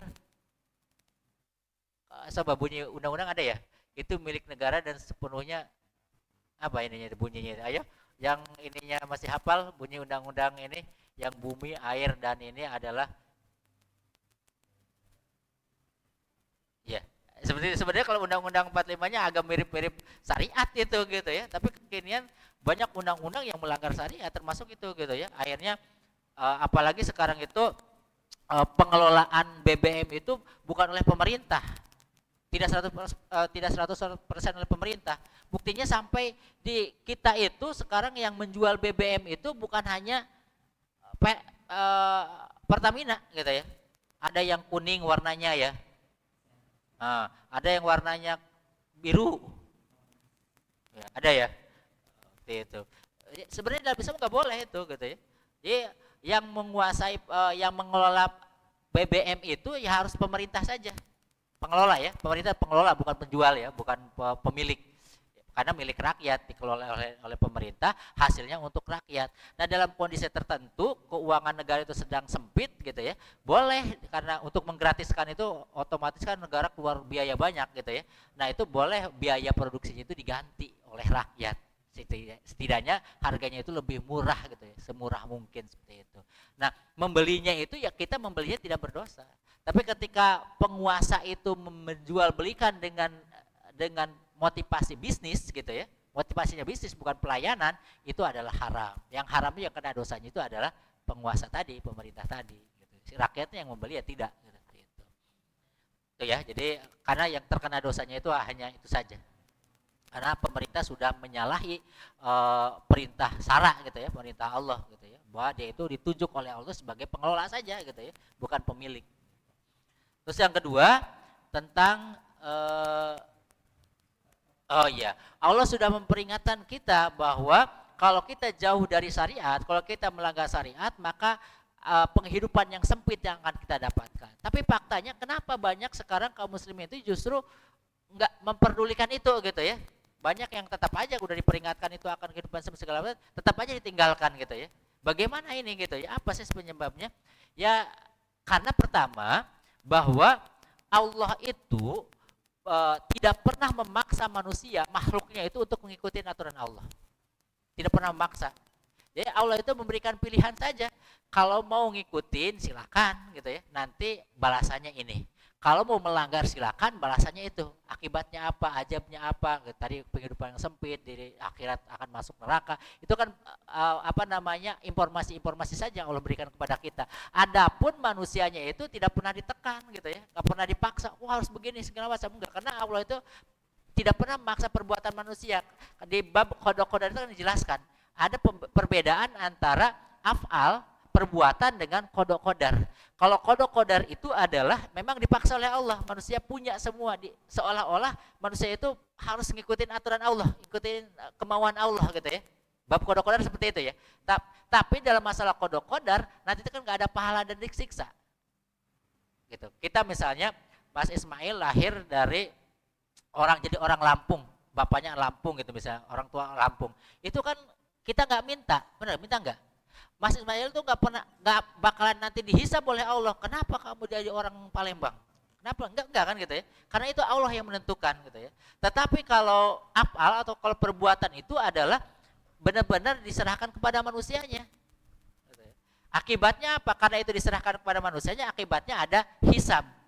Akibatnya ada pertanggungjawaban. Kamu ngapain selama di dunia? Itu melanggar syariat atau tidak? Makanya tadi, kenapa sih banyak manusia yang melanggar syariat? Karena memang Allah tidak memaksa, diserahkan kepada manusianya, gitu ya. Kalau dipaksa mah otomatis seperti kodok kodar gitu ya, manusia akan baik semua, gitu ya. Atau kalau Allah memaksanya jadi buruk, akan buruk semua, tergantung Allah dong, kayak wayang. Kalau wayang itu kan dipaksa oleh dalangnya, tergantung dalangnya mau jadi peran baik atau buruk. Nah, manusia itu tidak seperti dalang, tidak seperti perwayangan, tergantung dalang yang enggak. Maka salah kalau menggambarkan manusia itu ibarat wayang gitu ya, tergantung ini gitu ya. Manusia panggung sandiwara segala macam, tidak seperti itu gitu ya. Manusia itu diserahkan kepada manusianya intinya gitu ya. Yang menentukan baik atau buruk itu ya kita gitu ya. Mau baik atau buruk. Makanya tadi walaupun sudah diperingatkan, banyak manusia yang tetap ini karena itu pilihan dianya gitu ya. Makanya Allah itu menyiapkan di neraka itu tempat kembali itu surga dan neraka. Allah itu tidak pernah memaksa kita itu masuk surga, tidak pernah memaksa kita itu masuk neraka. Kita hanya maunya kemana gitu ya. Allah hanya menyiapkan saja. Gitu. perbuatan manusia juga ya tergantung manusia bagaimana gitu ya. Mau kafir, mau muslim, mau taat, mau tidak, terserah manusianya. Gak rugi bagi Allah mah nggak taat juga, bener nggak? Gak rugi gitu ya. Yang butuh itu manusianya sebenarnya. Berarti ketika banyak manusia yang melanggar tadi, sebenarnya tidak butuh Allah dia. Dia tidak butuh surga, dia tidak butuh ini. Maka dia, ya akibatnya dia akan masuk neraka. Akibatnya kehidupan yang sempit gitu ya. Gitu. Ya, jadi karena memang Allah itu tidak pernah memaksa manusia itu untuk baik atau buruk, tergantung diserahkan kepada manusianya. Maka nanti di akhirat itu itulah yang akan dihisab itu nantinya gitu ya, yang akan dipertanggungjawabkan itu. Nah, kenapa manusia itu sekarang banyak yang melanggar? Ya karena tadi, karena nafsunya itu tidak dipelihara gitu ya. Kenapa nafsunya tidak dipelihara? Kotor gitu ya, nafsunya kotor karena kemungkinan dia jarang ngikutin ini, informasi masuk di dalam otaknya itu bukan informasi yang benar gitu ya. Sehingga pemahamannya itu salah gitu ya. Ya kemungkinan banyak orang yang melanggar itu banyak orang-orang yang tidak pernah ikut kajian, tidak pernah ngaji Islam. Ya, sudah dipastikan itu. Saya yakin kalau orang yang seperti itu tuh orang yang nggak ngaji, benar nggak? Nggak mungkin lah kalau orang ngaji sampai berani melawan ini ya, gitu, melawan Allah gitu ya. Pasti orang yang nggak ngaji gitu ya. Pasti yang tidak pernah hatinya jauh dari Allah gitu ya. Pasti orang-orang yang seperti itulah gitu ya, sehingga hatinya itu kotor, nafsunya itu kotor. Jadi dia ngikutin hawa nafsu saja. Seperti itu ya. Alam. Baik, cukup ya jawabannya. Silahkan yang lain, kalau ada yang ingin dipertanyakan kembali. Ada? Ada ya. Satu lagi diberi kesempatan. Tafadhol. Assalamualaikum warahmatullahi wabarakatuh. Waalaikumsalam warahmatullahi wabarakatuh.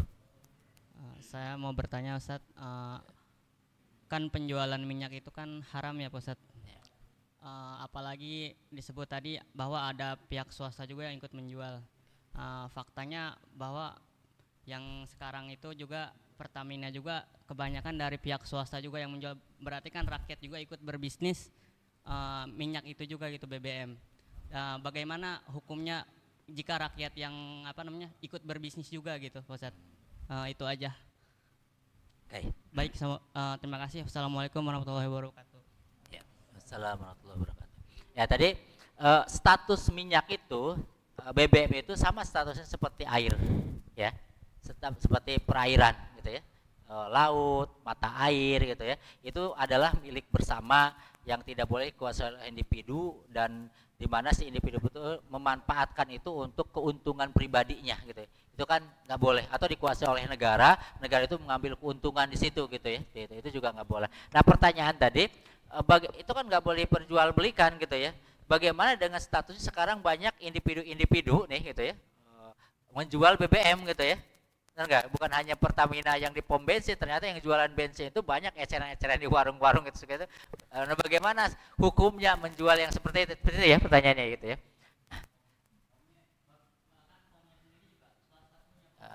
Ya, pomnya juga pom swasta gitu. Nah, tadi sudah jelaskan ini adalah pelanggaran syariat. Berarti setiap pelanggaran syariat itu adalah berdosa.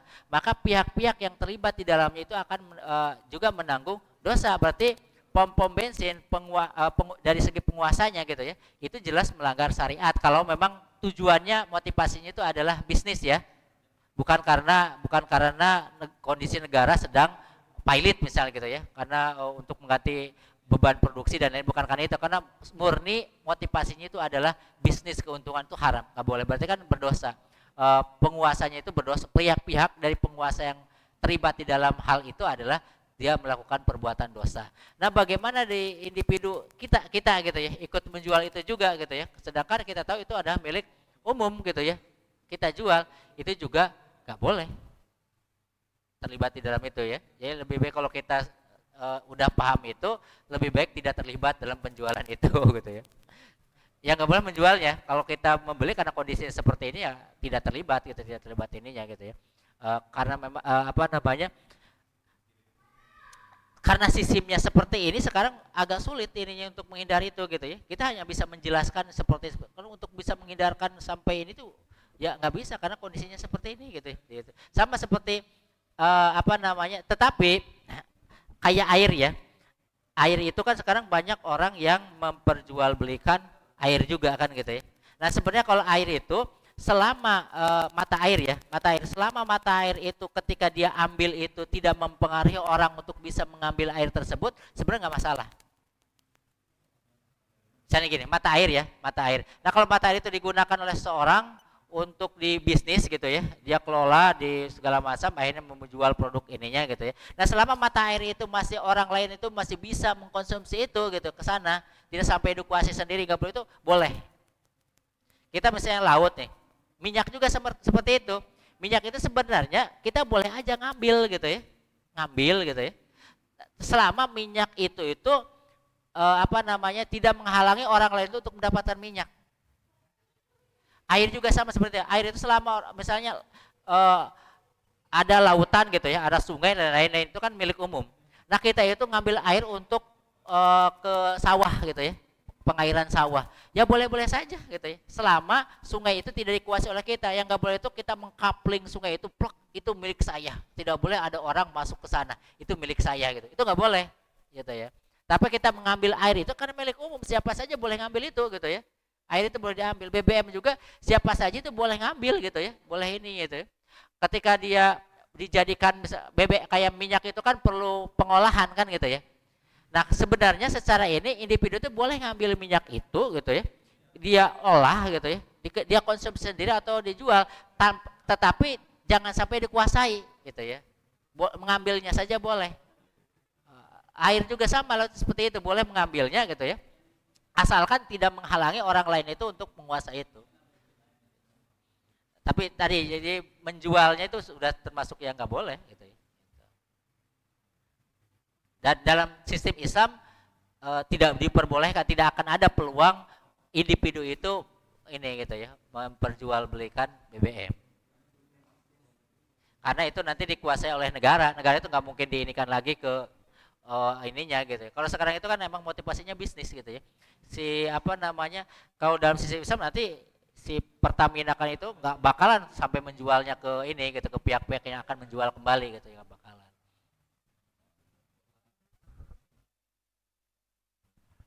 Ya, kalau sekarang ada yang saya jadi penjual BBM ya harus di inilah gitu ya. Lebih baik banyak. Tapi kalau untuk bisa menghindari sekarang kan susah gitu ya, karena sistemnya seperti itu.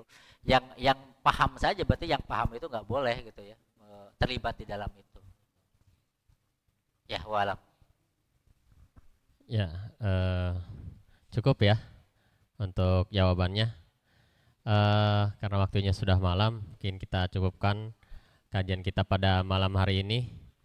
Supaya silaturahmi tidak putus, pinjam dulu 100. Supaya nafsu kita lurus, yuk kita ngaji terus. Jadi jangan lupa, insya Allah pekan depan kita akan hadir lagi dengan kajian tematik dengan tema yang berbeda. Kita tutup dengan hamdalah dan doa kafaratul majlis. Alhamdulillahirabbil alamin. Subhanakallahumma bihamdika asyhadu alla ilaha illa anta astaghfiruka wa atubu ilaik. Wassalamualaikum warahmatullahi wabarakatuh. Waalaikumsalam warahmatullahi wabarakatuh. Ya, seperti biasa dokumentasi dulu baru kita beres-beres. Dan diingatkan kembali besok ada jadwal JM di Musola Puma Tambak.